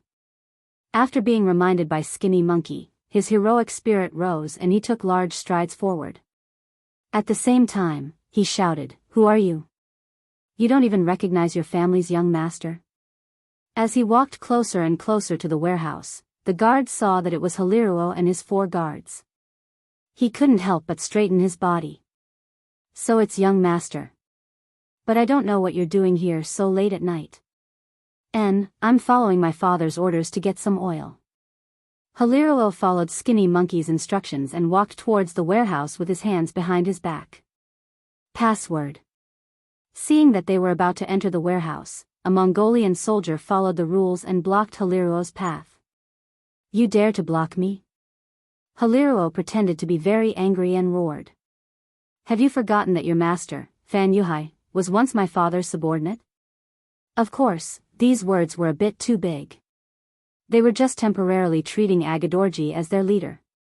Of course, no one would mention this matter at this time. Seeing that Haliruo was angry, the guard hurried over. Young master, don't lower yourself to the same level as this servant. He doesn't know your identity, He doesn't know, but you do. Isn't it enough that I'm standing here alone? Can't I go in and take a look?" Haliruo put on a demonic expression as he looked at the guard general. He looked like he would fly into a rage at any moment and even start beating people up. Haliruo's reputation in the army was naturally not good. He didn't have much ability, but he was arrogant and had a bad temper. However, he had a good father. If he really provoked him and beat him up here, he was afraid that he wouldn't be able to say anything even if he was in the right. The guard naturally understood this logic. He wouldn't go against his young master because of a password. He immediately smiled apologetically. "Young master, of course I know you. It's just that if you want oil, you can't go in." Haliruo thought that the guard was being tactful. However, after hearing his reply, it was clear that this wasn't the case. Haliruo's face fell. young master, don't be angry. I'm not stopping you. I'm just telling you that there's no more oil inside. It's all been moved away." The guard came forward and said softly. "Moved away? Why didn't I know about this?" Haliruo's face was filled with shock. This wasn't an act. He really didn't know.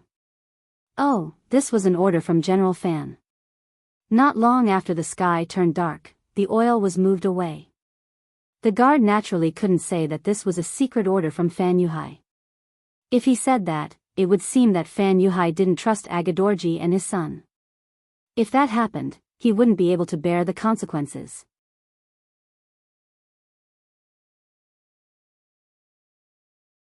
Chapter 835. Even without the general's explanation, Haraluo understood what he meant.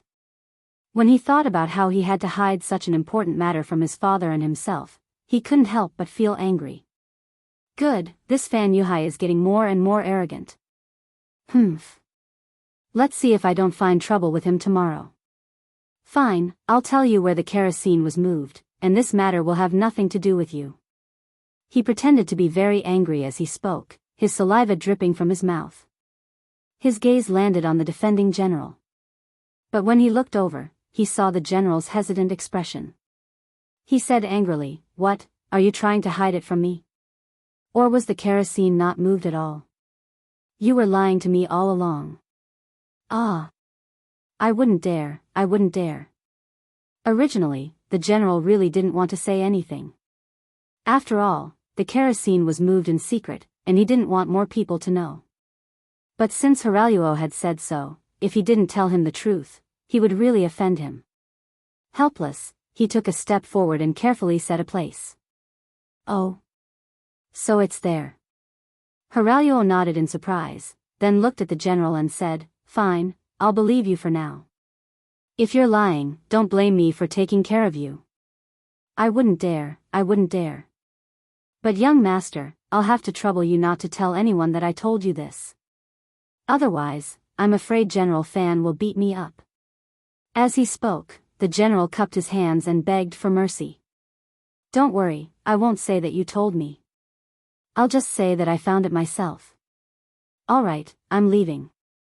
Haraluo turned and left with Shou-ho and the other 4 guards. The general couldn't help but wipe the sweat from his forehead. This little ancestor was finally gone. Haraluo's group of 5 quickly left the warehouse. When there was no one around, Shou-ho immediately asked, "Speak, where was the kerosene moved to?" At this moment, Haraluo no longer looked as imposing as before. Instead, he looked like he was begging for mercy. "I can tell you, but can you promise to spare my life?" "Of course, as long as we see the kerosene, I won't kill you." "I've already sworn." Skinny Monkey chuckled. Hararuo let out a sigh of relief at the thought of an oath. The kerosene has been moved to a ruined temple in the south of the city. I'll take you there now. Fan Yuhai had once used fire to burn down the mercenary army and obtained a great victory. However, he also knew that this thing was a double-edged sword. It could hurt others, but it could also hurt him. Therefore, the location of the kerosene was constantly changing. Apart from the soldiers guarding the kerosene, no one else knew where it had gone. Originally, this was to prevent the mercenaries from setting the place on fire, but unexpectedly, the mercenaries still found the place. Tai Hu was indeed very careful. Although he thought that the warehouse might be where the kerosene was stored, He didn't dare to fully believe it until he saw it with his own eyes. Who would have thought that he was right to be careful? Not long after, Haraluo brought Skinny Monkey and the others to the ruined temple. There was indeed a group of Mongol soldiers guarding the place, but they were all hidden in the shadows. If Haraluo didn't appear here, they wouldn't have come out so easily. However, no matter where it was proven that Haraluo's name was strong enough. Perhaps this also proved that the Mongol army's management was flawed. In any case, no one dared to offend him. They allowed him to enter the temple and take some oil before leaving in satisfaction. Inside the temple, Skinny Monkey saw over 100 barrels of oil placed here. After a certain distance, he revealed his original appearance. "Alright, I'll leave this place to you guys. I'm going to report the situation to Tiger Head. See you later." After saying that, Skinny Monkey quickly left. Haraluo wanted to stop him, but another tall guard, nicknamed King Kong, stepped forward and blocked his way. "Kid, are you ready?" King Kong sneered as he played with a sharp dagger in his hand. Sensing danger, Haraluo's face turned pale. "You? What are you doing?" "He said he wouldn't kill me just now." "That's right, he won't kill you. Otherwise, he wouldn't have left so quickly." "But I didn't say I wouldn't kill you, did I?" King Kong was still smiling, but the killing intent on his face was getting heavier and heavier. At this moment, his killing intent was revealed. He couldn't wait any longer. This person in front of him had caused trouble for the sixth young master more than once. In Wolf Fang's eyes, such a person deserved to die. You're despicable." Seeing that they were about to hit him while he was down, Haraluo wanted to shout. Even if he died, he wanted to make some noise and attract attention. Unfortunately, his reaction was still a little too slow. The moment he opened his mouth, he felt a sharp pain in his chest. Then, all the strength in his body seemed to have been sucked out at this moment. With a face full of depression and regret, he ended his life just like that. Haraluo was dead. After his death, Skinny Monkey quickly returned to the drunken pleasure house. He found Tai Hu and reported the new situation. He thought that it was a close call. Fortunately, he went to take a look. Otherwise, he was afraid that he would have made a big mistake. "I already know what happened. Inform the brothers to stay away from the ruined temple and hide. Also, inform Captain Baizhua and the others that we will begin the operation in half an hour." The cold wind whistled. Although it was spring, the early spring in the grasslands was still very cold at night. Yang Qindong, who had just taken a nap, was woken up by the radio operator, Wang Shan. After reading the contents of the telegram, he laughed coldly and said, "Good, Tai Hu and the others have done a great service. How about this, immediately call Tiger's Mane and all the other commanders over for a meeting." In the middle of the night, the mercenary camp started to get busy. One by one, the commanders walked into their tents with faces full of suspicion. When they came out again, their faces were filled with excitement. Not long after, the entire camp started to move. However, this time, no one blew the whistle. The soldiers in their tents were all quietly woken up. The movements of the mercenary camp did not attract the attention of the enemy. This was also due to the tyrannical style of the reconnaissance unit. In order to ensure that they would not be attacked, they would usually place their sentries far away. Slowly, the Mongolian army had gotten used to it. Since they had no intention of attacking the camp, they retreated further and further, losing the ability to observe the movements of the mercenary camp at night. The half hour was about to pass. The various regiments and various ranks of soldiers walked out. They mounted their horses and held their blades. They were densely packed and waited in the cold wind. The commander of the reconnaissance battalion, Su Yunsheng, appeared again. Following Yang Qindong's shout, 2 100mm regimental mortar caliber mortars were delivered in front of everyone. In order to deliver the 2 cannons, Su Yunsheng had personally escorted them. They had arrived 3 days later than the army, but it had to be said that the timing was perfect. "Get ready." Looking at the 2 black cannons, which gave off a chilling feeling, Yang Qindong lightly nodded his head towards Qiu Vi and Dao Shao. These two captains had often followed him to test the cannons. Before he had an official artillery unit, they could be considered as qualified candidates. According to the target coordinates that they had obtained before, the two cannons were adjusted to the best position after being verified. Then, 2 shells were loaded into the barrels of the cannons. After that, the two captains turned their attention back to Yang Qindong. He took a deep breath. For tonight's counterattack, he had waited for 3 days. Of those 3 days, he had allowed the other party to insult and abuse him. Now, everything was about to end. From the time when Tiger's Mane and the others were burned to ashes to this time, only 11 days had passed. He was about to get his revenge. Fire! Under the gazes of all the soldiers, Yang Qindong's shout rang out. Following that, 2 intense and dazzling flames soared into the sky. They flew straight towards the ruined temple in Wanda City, which was tens of li away. The cannonballs flew across the night sky like shooting stars. This scene was seen by some of the Mongolian cavalry who were guarding the city. However, before they could react, 2 loud explosions rang out in their ears. Then, flames soared into the sky. Following that, explosions rang out one after another. The cannons bombarded the oil, causing a chain reaction. Flames soared into the sky and explosions rang out incessantly. Looking at this scene, Yang Qindong raised his hand and shouted, "Blow the bugle call. Everyone, charge! Charge!" The more than 10,000 mercenary cavalrymen couldn't wait any longer. With loud shouts, they galloped forward on their horses and charged straight ahead. The 2 remaining mortars adjusted their angles and aimed at the south gate of Wanda City and continued to fire. They wanted to clear a path for the mercenary soldiers.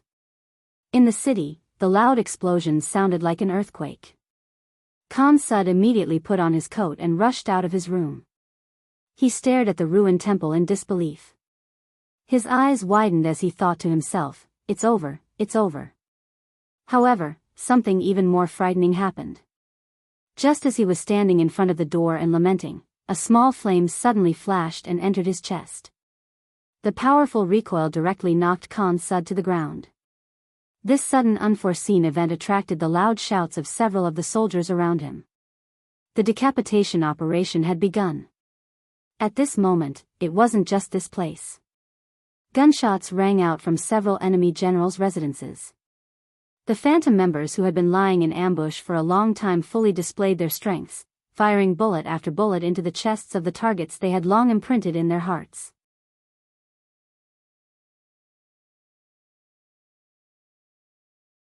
Chapter 836. One of the targets was Agar Dorji. However, for some reason, the bullet that should have hit his chest only hit his shoulder instead. Fresh blood gushed out from the wound, causing Agar Dorji to scream in pain. My lord, my lord." The soldiers ran over and surrounded Agar Dorji to prevent anyone from hurting him. At the same time, they looked around vigilantly, searching for the assassin. But how could they know the power of a sniper rifle?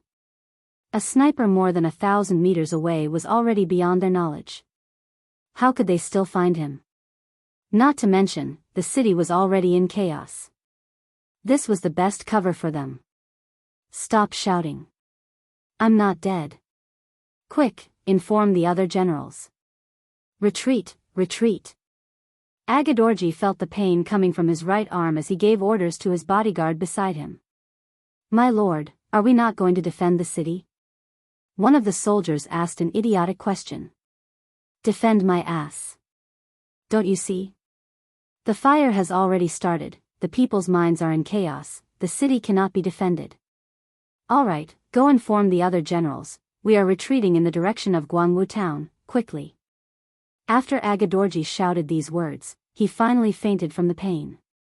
Following that, everyone was busy shouting. However, even at this time, there were still some bodyguards who didn't forget to go to the Drunken Joy Pavilion. They wanted to find the young master and let him take charge of the situation. However, the reality only proved that this was just a beautiful idea. Fan Yuhai was also attacked by the beheading operation. Regrettably, this person's residence was a little too remote. Perhaps because he was naturally vigilant, his surroundings were filled with his personal guards who had followed him since the Jiaoji period, making it impossible for Bai Zhua to approach. In the end, he could only choose to set up an ambush at a distance of 1,600 meters. But to be honest, at such a distance, the effectiveness of a sniper rifle was very low. Captain Bai Zhua was the one who personally carried out this mission. He knew that this person was the only one in the city who gave the sixth young master the most headaches. If he could kill this person, it would be his greatest achievement. Bai Zhua held his breath and focused his mind. Even though the cold wind was howling in his ears, his posture did not change at all. He continued to stare at his target, waiting for the best opportunity to attack. Through the infrared scope, he saw Fan Yuhai get on his horse and lead a group of cavalrymen out of the courtyard. They headed straight for the main street, and the distance between them shortened. 1,000 meters, 800 meters, the best distance was only 500 meters. However, the best angle and opportunity to shoot did not appear. Fan Yuhai, who was surrounded by bodyguards, gave off a feeling that they did not know where to start. It seemed that no matter which shot was fired, it would be difficult to hit the target. Even if the shot was fired, it would be difficult to guarantee that the shot would hit the target while moving. Forget it. Bai Zhua's heart sank again. He adjusted his target again. This time, he decided not to hit the man, but the horse. Relatively speaking, a horse's body was much larger than a human's, especially the pure black horse that Fan Yuhai was riding. Even on the battlefield, it was like a crane among chickens. When the target changed, it was quickly locked, followed by the sound of a gunshot. Bang! The sound of the gunshot was accompanied by the scene of the warhorse falling down and Fan Yuhai flying up. Taking advantage of this opportunity, Bai Zhua shot again, but unfortunately, because he was too anxious, this shot did not hit the target, but hit a bodyguard. Blood splashed, and the bodyguard fell to the ground and died. In exchange, other people shouted to protect the general. Bai Zhua quietly took advantage of this chaos. The sniper's rule was that once the shot missed, they must withdraw immediately. Otherwise, it would not be him sniping others, but others would snipe him. General Lu Duo, who was in the team, immediately came to Fan Yuhai, who fell to the ground. He saw that the general's face was covered with mud and snow, and even one of his front teeth was knocked out. Blood flowed from the corner of his mouth. He exclaimed, "General, are you okay?" "I'm fine." He felt pain all over his body, but fortunately, every part of his body was still intact, so he was relieved. However, when he thought about the battle before him, he still said to Lu Duo, "Quick, immediately cover the retreat. Find Khan Sood and follow him out of Yunda City. We can't stay here any longer." At this moment, Fan Yuhai's heart was filled with too much unwillingness. Over the past 2 days, his reputation in the army had increased day by day, and the morale of the army had also increased step by step. He was the first person to face the god of war and not admit defeat. He even shouted at the other party to retreat. Because of this, he had become a hero in the eyes of some people. If he had a few more days, he would have even made up his mind to go all out and fight to the end. Unfortunately, Yang Qindong wasn't a person who didn't fight back. He finally started to fight back, and it was so fierce. The explosion of crude oil caused a big fire and panic in the city. The south gate was blown open, and the defense of the city was no longer foolproof. Now that he was injured, although his life wasn't in danger, he had lost the ability to move freely for a short period of time. Under such a disadvantage, he was afraid that he could only abandon the city. However, he knew that his battle with Yang Qindong wasn't over. This was just the beginning of the grassland. Of course, because of the lack of information, he didn't know that Khan Sood, Agadorji, and some other generals had been shot. If he knew, he would have given the order to retreat even more decisively. Lu Duo had always been by Fan Yuhai's side. Since the time in Jiaoji, he could see that his general was extraordinary. Facts had proven that no matter how many times others had been defeated by the mercenaries, even if their countries had been destroyed and they had lost their lives, General Fan had always protected himself well.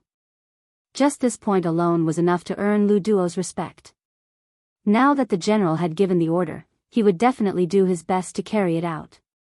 After agreeing, he ordered someone to pass on the order. Then, he found a large wooden plank and placed Fan Yuhai on it, before leaving with his head held high.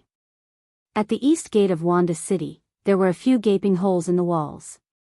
Following these holes, the mercenaries easily entered. What followed was a battle cry that shook the heavens. The 2,000 Mongol soldiers that were in charge of defending this area became the first target.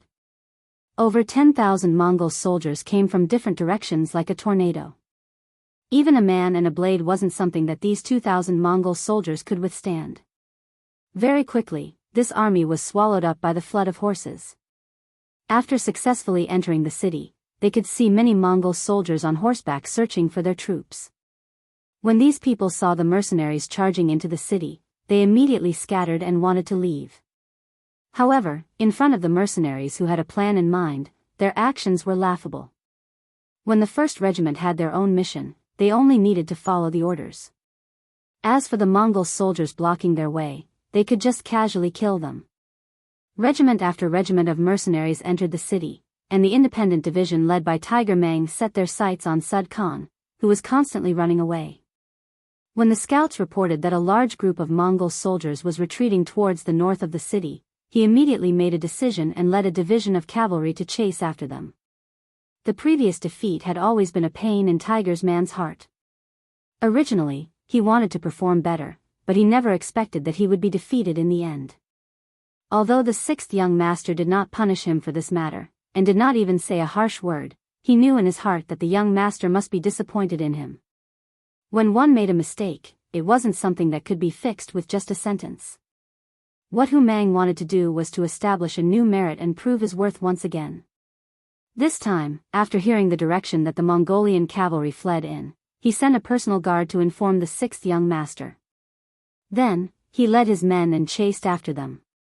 Tiger's man wanted to wipe away his shame, and this time, he was really going all out. He ordered his soldiers to place their excess equipment outside and left a battalion of soldiers to guard it. Following that, he took back the horses of this battalion. He wanted to increase the speed of his troops to the maximum and wanted to catch up to the escaping enemy. Tiger's man left the city. Even though the independent division wasn't fully replenished after the previous battle, Tiger's man didn't hesitate at all with 5,000 soldiers. He knew that the time to beat the drowning dog had arrived. At this moment, there was no time to hesitate. Tiger's man left the city and chased after the enemy at an extremely fast speed. In order to ensure that he could catch up to the enemy, he used all the flares he had. Every time he ran a certain distance, he would fire a shot to light up the path of the army. The Mongol army that left the city first was originally a little flustered. However, after leaving the city, their panic slowly faded. Although the mercenaries had caught them off guard, and even Sud Khan, Fan Yuhai, and a few other generals were injured or killed, they still had their own advantage. That was that their numbers were still many times that of the enemy. Based on this, as long as the mercenaries weren't stupid or crazy, they definitely wouldn't chase after them. When more and more people had such thoughts in their hearts, suddenly, the scouts behind them sent news that they had discovered a large group of mercenaries following them. Many of the generals were stunned. Did these mercenaries not want to live anymore? Weren't they afraid that they would die if they chased after them? General Chen, I'll give you 3,000 cavalrymen. Stay behind and bring up the rear. Remember, it's best if you can take down the enemy. If you can't, delay for a while before leaving. Lu Duo, who had temporarily taken over Fan Yuhai's position, said to one of his subordinates. General Chen was asked to stay behind. Although he had a bitter expression, he knew that he couldn't disobey orders. He could only nod his head and leave with 3,000 cavalrymen. The Mongol army continued to retreat. Lu Duo looked at the dark sky and hoped that the sun would rise. As long as the sun rose, he would be able to clearly see the actions of the mercenaries. He wouldn't give them any chance to launch a sneak attack. If they did well, it wasn't impossible for them to counterattack.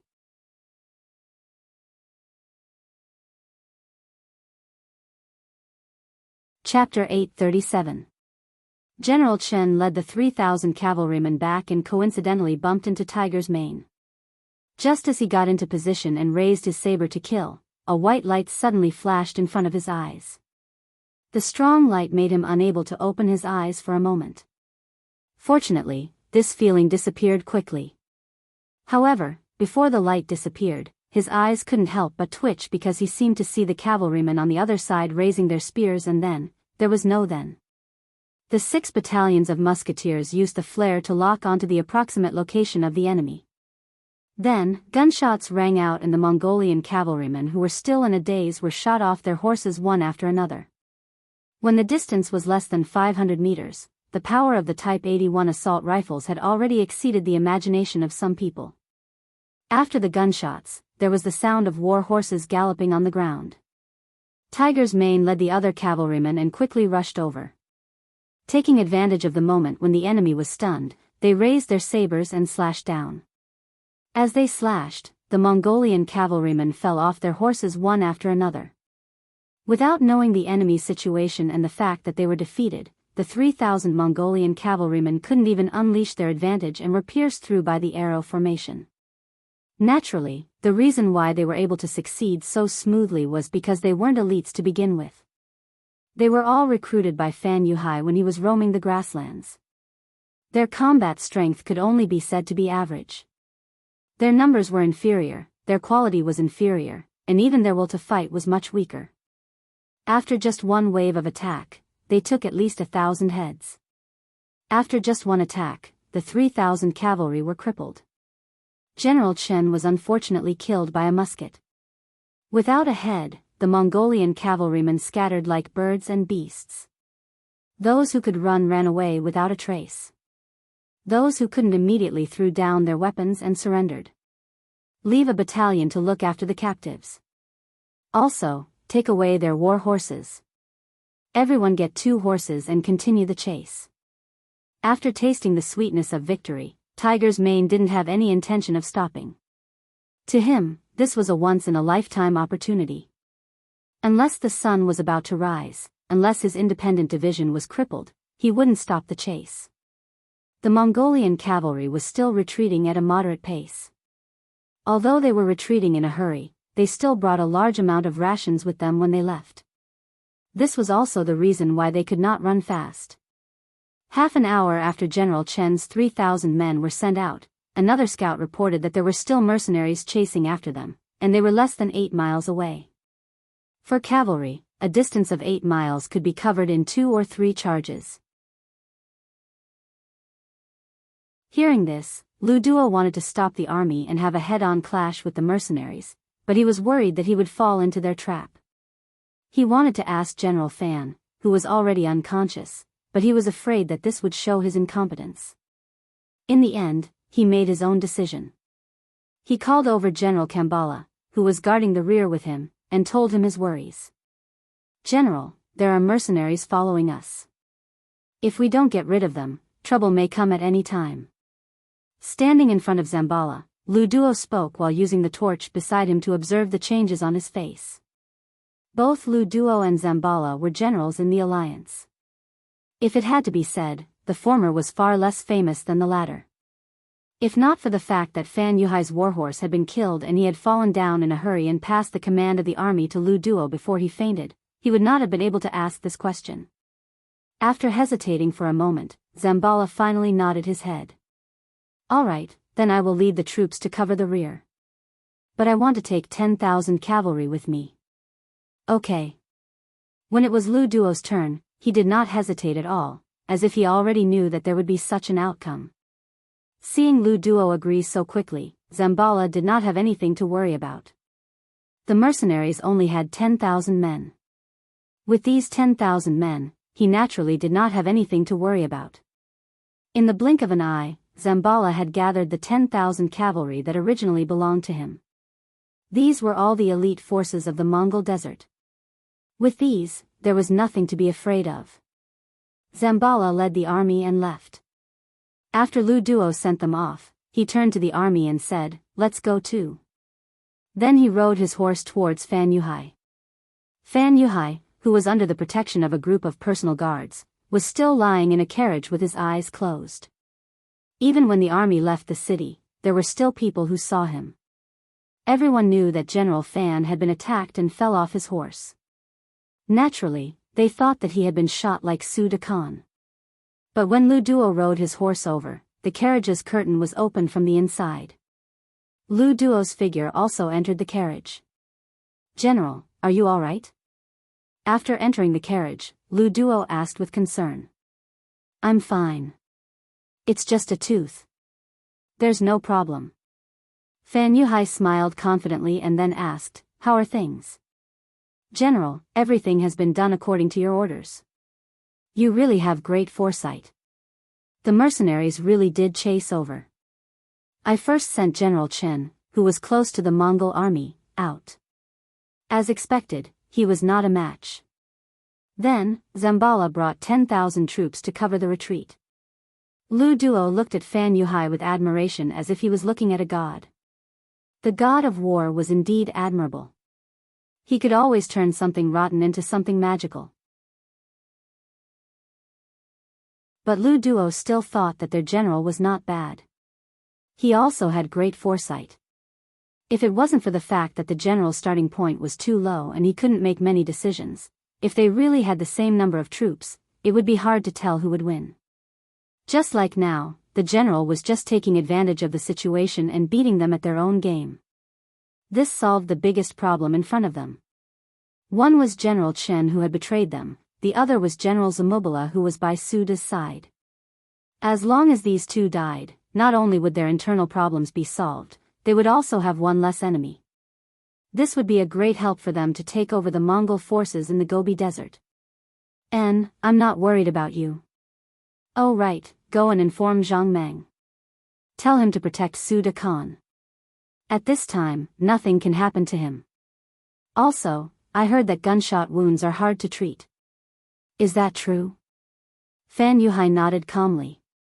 He had used the opportunity of being ambushed to do this. It could be said that he had turned a bad thing into a good thing. In reality, he had never thought that he could rely on this alliance to defeat Yang Qindong. Or rather, in front of a strong force, he had never thought of doing anything to the mercenaries. Therefore, he had not tried his best in this battle. Everything was waiting. He believed that the god of war was not a normal person. He must have his own plans for appearing so suddenly. As expected, the facts had proven everything. The city was on fire and the army was in chaos. The east city gate was broken and the enemy had invaded the city. The series of attacks made Fan Yuhai speechless. At the same time, he used the opportunity to achieve his own military goals. This was the nature of a fierce and ruthless person. As long as it was beneficial to him, he would do it. As for emotions and allies, he could throw them all to the back of his mind. Only benefits were what he pursued and needed. Understood. Hearing Fan Yuhai say that gunshot wounds were hard to treat, Lu Duo understood that it would be very difficult for Khan Sade to recover. In the city, Yang Qindong followed the army into the city and saw the two captains, Tai Hu and Bai Zhua, waiting there. "You did a good job. I will record your achievements later." Yang Qindong knew that the ancient beheading operation was different from the modern one. The generals in the modern army usually did not have many guards around them. Even if they did, they would not follow them at every step. Unlike the generals in the modern army, they all had bodyguards protecting them. Some even had servants. When they went out, they would not leave their side at all. It was very difficult to take their head in the midst of tens of thousands of soldiers. It was already very good to be able to complete the mission.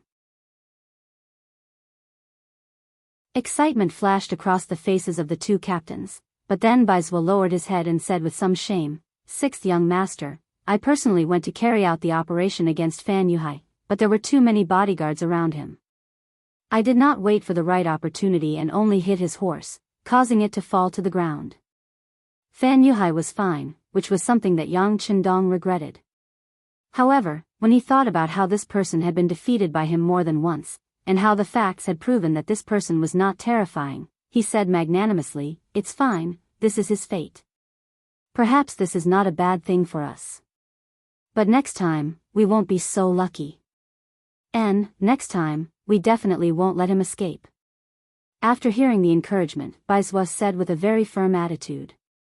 This time, he had also hardened his heart and strived to achieve great merit when he had the chance. At this moment, one of Tiger's Mane's bodyguards came 5 meters in front of Yang Qindong, dismounted and saluted. "Sixth young master, our division commander led the army to pursue the enemy." "Oh." Yang Qindong's eyes flashed. He could understand Tiger's Mane's feelings. After the previous defeat, he wanted to prove himself through a big battle. Now that the enemy had fled in panic, it was indeed a good opportunity to pursue. However, when he thought of Fan Yuhai's various methods, he was still a little worried. He looked at the captain of the 1st Guard Squad, Chiu V, and asked, "Have all the regiments reported their positions? Who is the closest to the independent division?" Reporting to the 6th young master, "The 1st Regiment of Tatar Cavalry is killing the enemy outside the city. There is also the ferocious Tiger Regiment and the 1st and 2nd Regiments of Cavalry in the city." "Good, immediately inform Commander Su He, tell him to put down the matter at hand and use the fastest speed to chase after the independent division and provide support. Also, inform the ferocious Tiger Regiment and the 1st Regiment of Cavalry to follow us to the north." He knew that a thin camel was bigger than a horse. Once the Mongol tribes in the north stabilized their morale, the independent division would not be able to defeat them.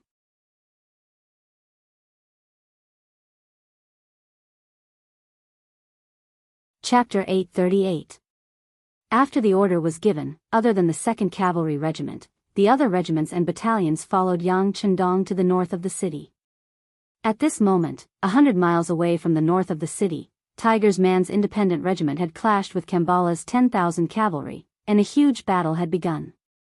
When two armies met on a narrow path, the courageous would win. After the two armies unexpectedly met on the battlefield, without the slightest bit of nonsense, the two sides fought together. Gunshots, shouts, and roars mixed together. No matter if it was Tiger's Man or Kambala, they were both very prideful people. Since they started fighting, they would not back down easily. Just like how a mountain could not contain 2 tigers, only one person could stand on the battlefield. First, a series of gunshots rang out, killing hundreds of enemies in the dark night, and the distance between the two sides was pulled closer. Withdrawing 6 battalions of musketeers, Tiger Brilliance led the other 8 battalions of cavalry to personally lead the charge, becoming the tip of an arrow as they charged towards the enemy formation. In the dark night, in order to see the situation around them clearly, both sides had no choice but to light up their torches. From afar, the battlefield looked like a walking fire dragon, majestic and shocking. In terms of military strength, Tiger's Edge was still at a disadvantage. He only had a little more than 3,000 men, but he had to fight with 10,000 cavalrymen. However, that didn't mean that he would lose. With his strong fighting spirit and the constant harassment from the 2,000 musketeers, he wouldn't show any signs of defeat in a short time. Both sides fought together, and from time to time, there would be warriors falling off their horses and dying. It was not the arrow that pierced into the Mongol cavalry and dealt them heavy damage, but it was the arrow that was completely surrounded by the enemy's forces, and in the end, when there was only one person left, all of them would die. The cruelty and mercilessness of the battlefield was vividly displayed at this moment. In less than an hour, both sides had paid a heavy price. Slowly, the advantage of the Mongol cavalry's numbers was revealed. This time, Kambala had brought elite cavalry. In terms of fighting ability and individual strength, they were only slightly weaker than the independent regiment. This could be made up for by the advantage in numbers. Luckily, when the independent regiment was struggling, the 1st Tatar Cavalry Regiment arrived. Regiment Commander Su He shouted, and fresh troops entered the battlefield. The addition of this new force caused the tilted battle platform to become more balanced. Seeing more and more mercenaries, Kambala's mood also changed. His mission was not to destroy the mercenaries behind him, but to block them and buy time for the main force to retreat. Now, it seemed that more than 2 hours had passed, and the sun was about to rise. His mission was complete. Even if he retreated now, no one could blame him. At this moment, he was thinking about retreating. Hu Mang seemed to have seen through Zamubala's thoughts. How could he be willing to give up? It was not easy for him to seize this opportunity. He would definitely not let the other party escape. After giving the order, the entanglement became even more intense. It was as if they were both in the same boat. As the battle continued, the disadvantage of the Mongol cavalry became more and more obvious. They were elites, but this battle was not to attack but to stop the enemy. It was the same as them using their lives in exchange for others to escape. It was impossible for them to not be angry. This kind of battle was not what everyone liked. If they won, they would only complete a military mission. If they lost, they might lose their lives. It was really not a good job. In the beginning, they had the advantage, so it wasn't a big deal. But now, their advantage was getting smaller and smaller, and the sun was about to rise. Once the main force of the mercenaries caught up with them, wouldn't they all be wiped out here? Everyone was selfish. The cavalry who did not want to die started to find a chance to retreat. Facing the attacks of the mercenaries, they did not resist as fiercely as before. The morale of the troops was obviously shaken at this moment. As the main general, Kambala was naturally deeply affected. He could understand the mentality and situation of the soldiers, so he did not blame anyone. He steeled his heart and decided to abandon the 1,000 cavalry to stop the mercenaries while he led the main force to escape. He even had the thought of cutting off his own losses. But before he could think about it, a large number of torches appeared in the west and were quickly moving towards the battlefield. Just based on the direction, it should be the main force of the mercenaries. At this moment, he did not give Kambala any more time to think. He turned around and fled. As he retreated, he shouted for the other cavalry to retreat with him. The mercenaries' reinforcements had just appeared.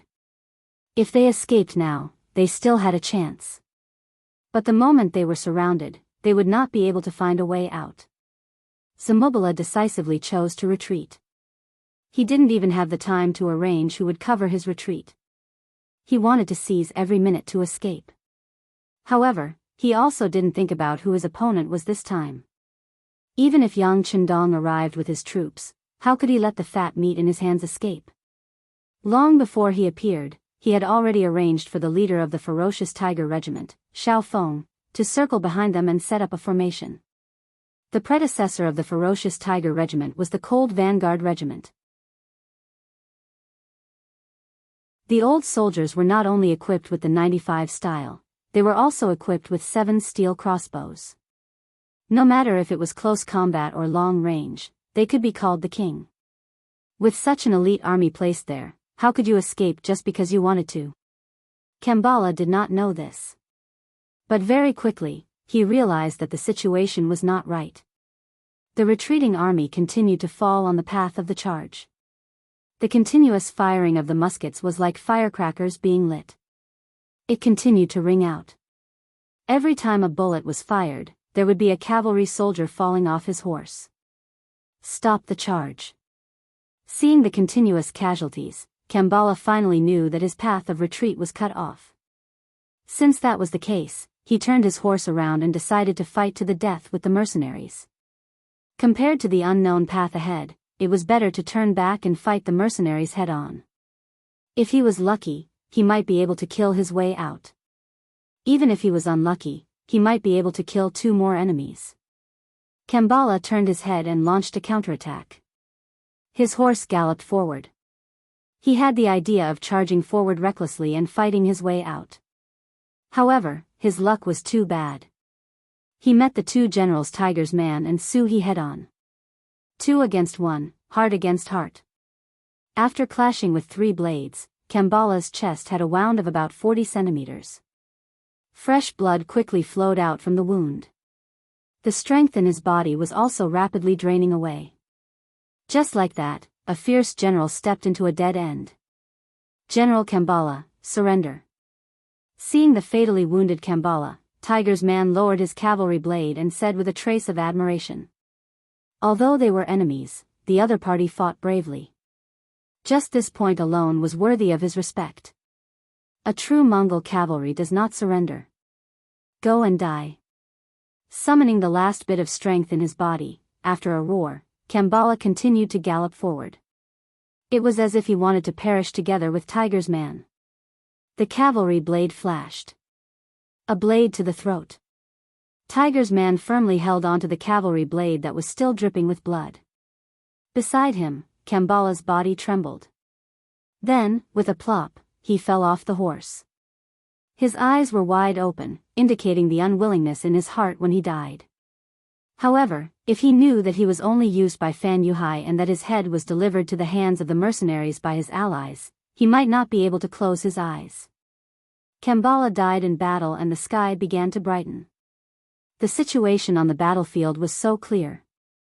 Under the encirclement of cavalry and muskets, the Mongol cavalry finally put down the curved blades in their hands and knelt down to surrender. This battle was not bad. Seeing that at least 4,000 Mongol cavalry were captured, and they were the elite type, Yang Qindong revealed a gratified expression when he looked at Tiger's man. Before, he was really worried that after the last battle, Tiger's man's fighting spirit would be shaken and he would be afraid. Or if that was the case, he could only keep this person by his side and do some things that he could do. Fortunately, he did not disappoint him and his might did not decrease. After being praised by Yang Qindong, Tiger's man's tiredness immediately disappeared. He opened his mouth and laughed. With these words, everything was worth it. Okay, the independent division will stay and clean up the battlefield. The other regiments will follow me back to Wanda City. There is still a big battle waiting for us. Yang Qindong stretched out his hand and patted Tiger's man's shoulder. He turned around and shouted to the other regimental commanders who had gathered. While he was on his way to help Tiger's man, the 2nd Tatar Cavalry Regiment had sent news that they had surrounded Agadorji and his 10,000 men in Jianghu City, which was not far from Wanda City. This news almost didn't make Yang Qindong turn around.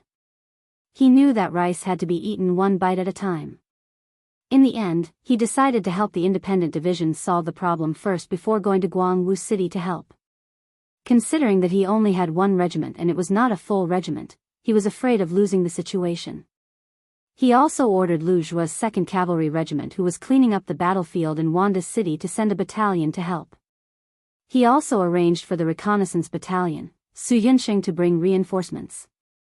Now that the matter here was finally solved, it was time to go to Jianghu City to take a look. To tell the truth, this time's decision was somewhat beyond his expectations. Before the battle, he had only given orders to the regimental commanders to act according to the circumstances. He did not expect that his regiment could actually blast 10,000 enemies into Jianghu City. Speaking of which, this decision was not a coincidence, but a manifestation of his own superior wisdom. After receiving the military order, he took the 2nd Tatar Cavalry Regiment, which only had 2,000 men, into Wanda City. He sent people to inquire about the situation in the city. With the help of the reconnaissance battalion, he learned that Agadorji had left through the west gate. He also learned that this person had been shot in the shoulder and was afraid that he would not be able to move quickly. After that, a bold idea was born in his mind.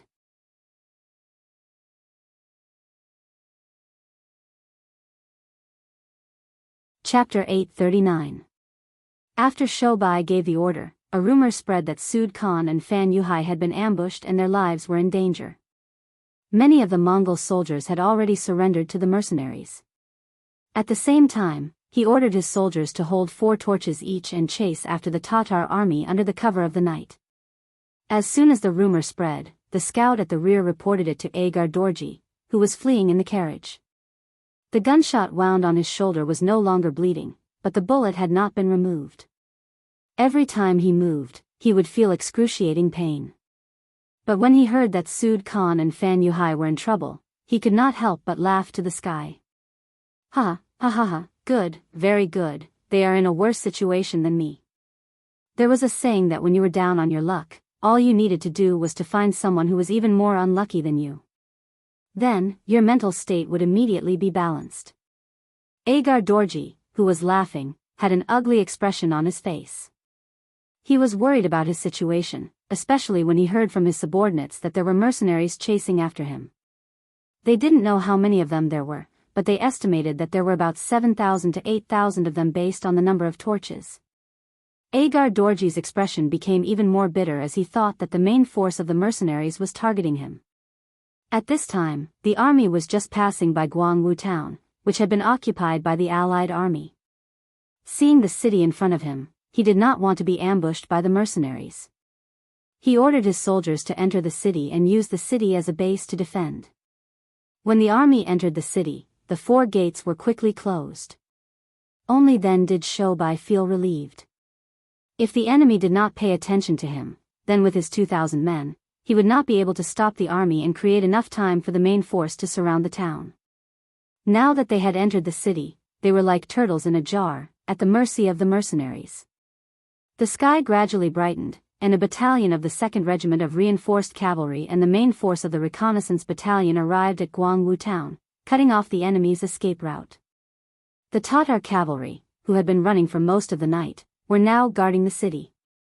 Although there were not many mercenaries surrounding the city, they did not intend to rush out of the city. In their view, with the protection of the city, it was much better than being surrounded on all sides of the grassland. In the morning, Yang Chendong and the main force of the mercenaries finally arrived at Jianghu town. When he saw that the city was completely surrounded, the 6th young master's face revealed a smile. Good, good, this time Shoubai has done a great service. 6th young master, you flatter me. It's just a little trick. Shoubai did not dare to claim the credit. It would be great if every general had this kind of little.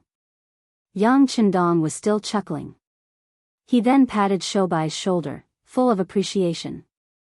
Previously, Shoubai had suddenly been promoted from a fallen general to a regiment commander. During this time, he had not made a single contribution, only following Yang Chendong to the capital. This had caused the dissatisfaction of many people, but no one dared to challenge the authority of the 6th young master.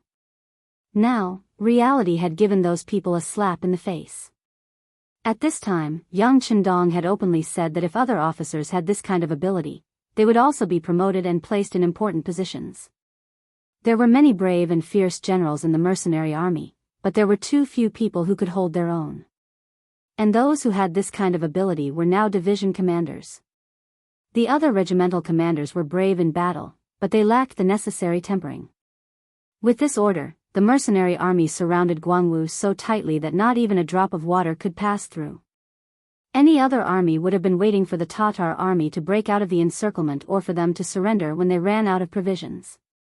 It was just a town, and without any preparations, there was no way it could support an army of 15,000 soldiers. But in Yang Chendong's eyes, he wasn't willing to wait any longer. 2 mortars were pulled to the foot of the city wall. Every 8 hours, 2 shells would be fired at the defeated Tatar army. These aimless shells seemed to fall anywhere. As they crashed into Jianghu town, the Tatar soldiers began to scream in pain. They lacked food and clothing, had no future, and could fall at any moment. How long could they last? In the impenetrable encirclement of Jianghu town, which had no water source, after just 4 days, some people began to drink from the snow on the streets and roofs. But the weather was getting warmer, and there was not enough snow, so the situation became even clearer. 7 days later, after being shot, lacking medicine, and having Hilario's corpse hung outside the city, the chaotic king Agadorji died in a fit of rage. Like a dragon without a head, it opened the door and surrendered. Without wasting a single soldier, the 15,000 Tatar cavalrymen surrendered, and the mercenaries returned to the first city with the might of a great victory. This battle lasted for a total of 11 days. The shattering Meng army, injuring Sud, killing Agadorji, and the mercenary army returned to the city. In the beginning of spring, the grass began to sprout, and the willow trees were green. A new wave of construction in the city had begun. Under the planned step-by-step work, Sure City appeared in front of the world with a small change a day and a big change a few days later. Trees that took a lot of effort to move from hundreds of miles away were planted inside and outside the city to resist the wind and sand. The people of Shur City felt like they were in a different world. The changes in the army also began. Among the 20,000 prisoners, warriors were constantly selected to supplement the various divisions. It seemed like the Duke of Loyalty was not satisfied with this change. He immediately sent a telegram to the political department of Xi'an City, and the army building operation officially began. The commander of the First Army on the Sea was decided, and as expected, it was Gao Xiong. A shining golden badge was worn on his body, and the order to promote him to Major General was given. The new army on the land, the choice of commander was out of everyone's expectations, but everything was within reason. The commander, Tiger's Mane, was not the Leng Song that everyone had imagined. The moment the order was given, Leng Song closed the door in the Leng residence in Xi'an City and did not see anyone. He did not even appear in front of the military department. This situation lasted for 3 days, and Yang Wu came. The door was opened, and no one dared to stop him. Although Yang Wu was from the Yang family's Yang family, he had an extraordinary transcendent status in Crimson Nest City. As for him, he didn't even have a fixed official position, but he could meddle in and ask about anything. Leng Song, who closed the door to visitors, could not give face to anyone in Xi'an City, but he could not avoid Yang Wu. The moment the door was opened, Leng Song, who was dressed in civilian clothes, sat in the main hall and welcomed guests. In the main hall, Yang Wu's expression was calm, especially when he saw that Leng Song was not wearing the uniform that matched his status. Instead, he was wearing civilian clothes. He shook his head gently. "Commander Leng, are you going to retire from active service?" If it was any other time, the weight of this sentence could be imagined. He would have been in fear and trepidation, but at this moment, he smiled bitterly and said, "I'm afraid I can't wear it even if I want to." "Brother Yang Wu, don't you think so?" "Oh. Who said this? Please tell me." "Yang Wu will charge him with the crime of spreading rumors and creating trouble. Then, I'll arrest him and interrogate him," Yang Wu said unhurriedly. Then, he found a chair and sat down. In the Leng residence, Yang Wu rarely came. After all, he was one of the young master's people and had to avoid suspicion. However, he did not come to the residence often. Usually, the two had a good relationship. After all, Yang Wu had a great reputation in Xi'an City and had a deep relationship with Leng Feng's first division. Is there a need for others to say this? Although Leng Song is slow-witted, he can still understand some things. Leng Song still did not raise his head as he replied.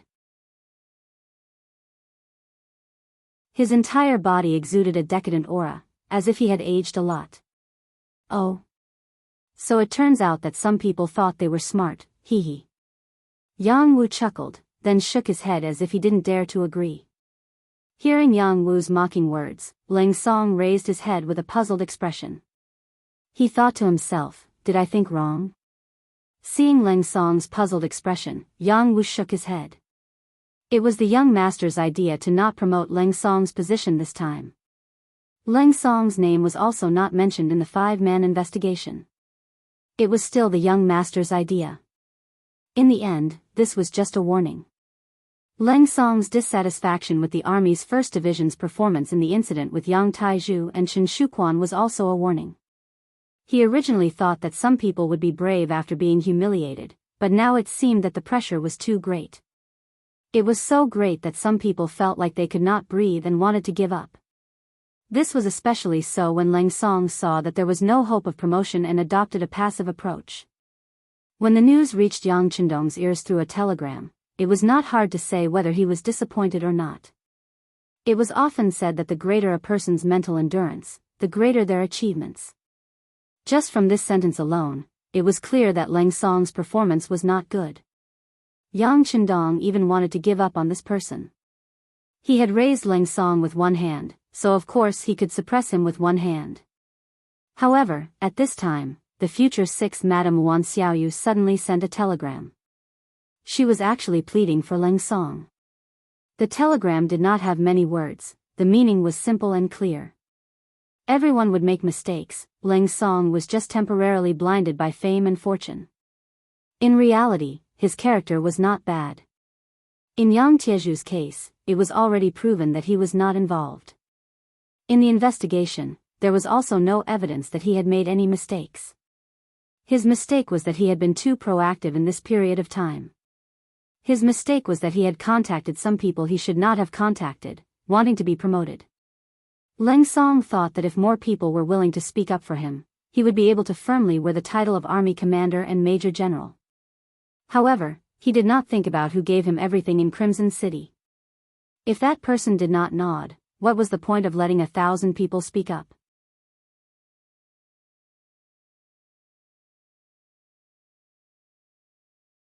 Chapter 840. Luan Xiaoyu's telegram changed Yang Qindong's decision in the end. Since this person had been by his side for a long time and had always performed well in the past, he finally forgave him. Thus, Yang Wu's current actions came about. Seeing that Leng Song was in such a state, it was useless to rely on words to advise him. Yang Wu sighed softly and decided to help him to the end. He would properly enlighten him and explain things to him. Of course, he would only do this once and only once. If Leng Song still did not know when to back down after this incident, then he would really have to give up. Division Commander Leng, the young master still has hope for you. After a moment of silence in the hall, Yang Wu finally spoke. Just this sentence alone made Leng Song's eyes light up. He raised his head and stared at Yang Wu. He knew that this person would definitely have something to say. Sure enough, Yang Wu did not stop and continued. Division Commander Leng's performance was indeed not very good a while ago, especially when you found a lot of people to speak for you. Your thoughts may not be wrong, but your actions were not wise. Don't you know that the people you're looking for, everything they have was given to them by young master? Their identities, including yours and mine, can be taken back at any time as long as the young master is willing? This. I did not mean to pressure him. I just. Leng Song anxiously explained. All right, Division Commander Leng does not need to explain to me. There is also no need for this because the young master has never cared. Otherwise, I would not be saying this to you now. However, there are some things that you can do once but absolutely cannot do a second time. Otherwise, even if Division Commander Luan pleads for you, I'm afraid it will be useless. This sentence revealed a bit of information. After digesting it, Leng Song's eyes widened. Luan. Division Commander Luan pleads for me? The so-called Division Commander Luan was naturally Luan Xiaoyu.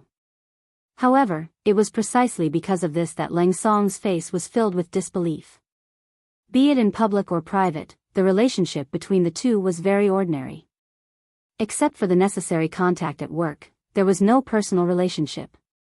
There were even many times when Luan Xiaoyu's attitude towards Leng Song could be described as cold. Leng Song did not expect that the sixth madam would plead for him under such a relationship. However, these words came from Yang Wu's mouth, and they were so true that no one could doubt them. When Yang Wu saw Leng Song's surprised gaze, he sighed again in his heart. The word of benefit was indeed very powerful. Usually, Leng Song was calm and orderly when he did things, as if he had the demeanor of a great general. However, when it came to his official career, he was unable to remain calm. Yang Wu didn't want to explain anything. Commander Leng, think about it carefully. What do you have to complain about? Do you know who Hu Tu is? That's the person who's been with the young master the longest. Isn't it legitimate for him to become a commander before you? Zai, did you not hear the order of the political department? Hu Tu is the commander of the new army, and Gao Xiong is the commander of the 1st Marine Army. Leng Song was puzzled at first, but it didn't take long before his expression began to change. They were both commanders, and since there was the 1st Sea Army, then the ground army should also be the 1st Land Army, but why was it the 1st Army of the ground army? This didn't seem to make sense. The surprise on his face became more and more intense. Yang Wu had already stood up. Commander Leng, you can choose for yourself where to go. By the way, you don't have to thank the 6th madam. As long as you work hard, that will be the greatest gratitude. Yes, this is what the sixth madam said herself. After saying this, Jianghu did not wait for Leng Song to speak again. He had already stood up and left, leaving behind a graceful and elegant background. Leng Song did not send him off. Instead, he sat on the chair and pondered for a long time. No one knew what the result would be except for himself. However, early the next morning, Leng Song reported to the military headquarters in his military uniform. Everything was back on track again. If there was any change, it would be that he worked harder and was more self-disciplined than before. In Crimson City, Yang Chendong reported Leng Song's recent changes through a telegram. After reading it, he sent the telegram back to Beta Persei. It's not hopeless. Young master, you must not be angry for others. Beta Persei, who knew about this matter, took the initiative to lead the conversation in another direction after comforting him. Young master, who too is getting more and more depressed. The people below are very afraid of him. Yes, Tiger's mane has indeed changed a lot. However, this is not a bad thing. When a person's position is high, he understands that it's lonely at the top. Naturally, he can't be like before. Yang Chendong nodded. Ever since Tiger's mane was promoted to the commander of the new army, he had indeed changed a lot. In short, he smiled less, spoke less, and looked more depressed. Of course, it could also be said that he had become more mature. In less than half a year, he had been promoted from the leader of a regiment to the commander of an army. It could be said that he had been promoted on the front lines. During this time, he had been proud, lost and won battles, until now, he had slowly become more mature. It could be said that all of this was forced.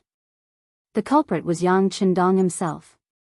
The incident between Yang Taizhu and Chen Shuquan was a wake-up call for him. If it was not for Yu Mian's accidental appearance, the problem would not have been exposed. He could not even imagine the extent of the destruction. Now that he looked back at the cause and effect of the incident, these two people were guilty, but what about the others in Crimson City? Including himself, did he not have any responsibility at all? At the same time that he gave others power, he did not teach them how to use this power well, nor did he have enough supervision measures. It was fine if there was no problem with this kind of power, but once there was a problem, it would be a big problem that might involve himself. After the previous experience, Yang Chendong would undoubtedly be more careful when using people. This time, he did not promote Leng Song to the position of commander, but instead promoted Tiger's mane by 1 rank. Of course, through this matter, Yang Chendong was also telling the officials in Crimson City that there were some things that only he could decide. What should be given to you, will be given to you. If he didn't want to, no matter how hard you tried, or how many people you secretly gathered, it would be useless. At the very least, before Yang Xia was completely strong, this rule would not be changed.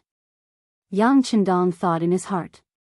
Speaking of Tiger's mane, he had followed him since he was young, and was the one who would not go against his will the least. This kind of person, with experience and ability, why couldn't he be promoted to commander first? It was just that with Yang Chendong's actions, the one who suffered was Tiger's mane, he felt an enormous pressure. Especially for him, who had just suffered a huge defeat, the pressure was even greater. At the same time that he carried the heavy responsibility, the pressure came with it. All the changes in Tiger's mane were within Yang Chendong's expectations. But at the same time, this kind of change was delightful, because it proved his growth, proved that Tiger's mane was moving from an intermediate officer to a senior officer. As long as he could get through this, it would be much smoother for him when he did things in the future. Let's go and take a look at the new army. Yang Chendong stood up. Since he had chosen to put the heavy responsibility on Tiger's mane, he naturally wouldn't just move his mouth. When it was time to put in effort, he would put in effort. The new army's barracks were still the same as the old barracks 10 miles outside the city. The only difference was that they had heavier responsibilities. Since it was called an army, there would naturally be divisions under it. The new army had 3 divisions, 3 regiments, and 1 battalion. The 3 divisions were the Independent Division, the Tatar Division, and the Recruit Division, led by Xin Honghai, Suhi, and Luzhua. Tiger's Mane was the commander, and Shibi was the deputy commander. The three regiments were the Heavy Cavalry Regiment Commander Zhui Feng, the Light Cavalry Regiment Commander Ma Xiangshan, the Direct Cavalry Regiment Commander Deng Yu, and the Reconnaissance Battalion Commander Ding Shan. Among them, the divisions had 15 battalions plus one direct cavalry regiment, totaling 6,100 people. The regiments had 5 battalions, totaling 2,000 people. The reconnaissance battalion had 5 companies, totaling 500 people. The 3 divisions, 3 regiments, and 1 battalion had a total of 24,800 people. On the surface, other than wind-chasing wolf, everyone had been promoted, especially Shibi, who had soared to the sky in one step. He had been promoted from the regimental commander to the deputy commander. That was a big step. But in fact, wind-chasing wolf was leading a heavy cavalry regiment. Although there were only 2,000 people, which was not as good as before, they were the elites of the elites. They were equipped with the most advanced armor and had several times more combat power than their actual number. To put it this way, if they didn't use firearms and only charged at the other party on the grassland, even a division wouldn't be able to do anything to them. On the contrary, there was a high chance that they would be defeated. It was precisely because he had the strongest warhorse, the best armor, and the most elite warriors that wind-chasing wolf was still very happy even though he didn't get promoted this time. This was the cavalry team he had asked for before. It could be said that he had asked for benevolence and got benevolence. The establishment of the new army had basically digested all the fruits of victory from the previous battle in Wanda City. Now, other than the new army, only the logistics regiment led by Beta Persei and the fierce tiger regiment led by Xiao Feng were left in the first city. After handing over the matter of improving the military quality of the army and patrolling the surrounding areas to Tiger's Mane, Yang Qindong focused his energy on the construction of the city. There was no doubt that the first city would bear a very important position in the future and would even become an important symbol of the mercenary army. The planning and construction of the city were the most important problems. There were many things that even Yu Mian himself couldn't do. It was only the 6th young master who did it personally. Just as Yang Qindong's attention shifted from the war to the construction of the first city, the Ming army in Toulouse City, which was 800 miles away, finally began to move. You're tuning in to the Carefree Valley YouTube channel.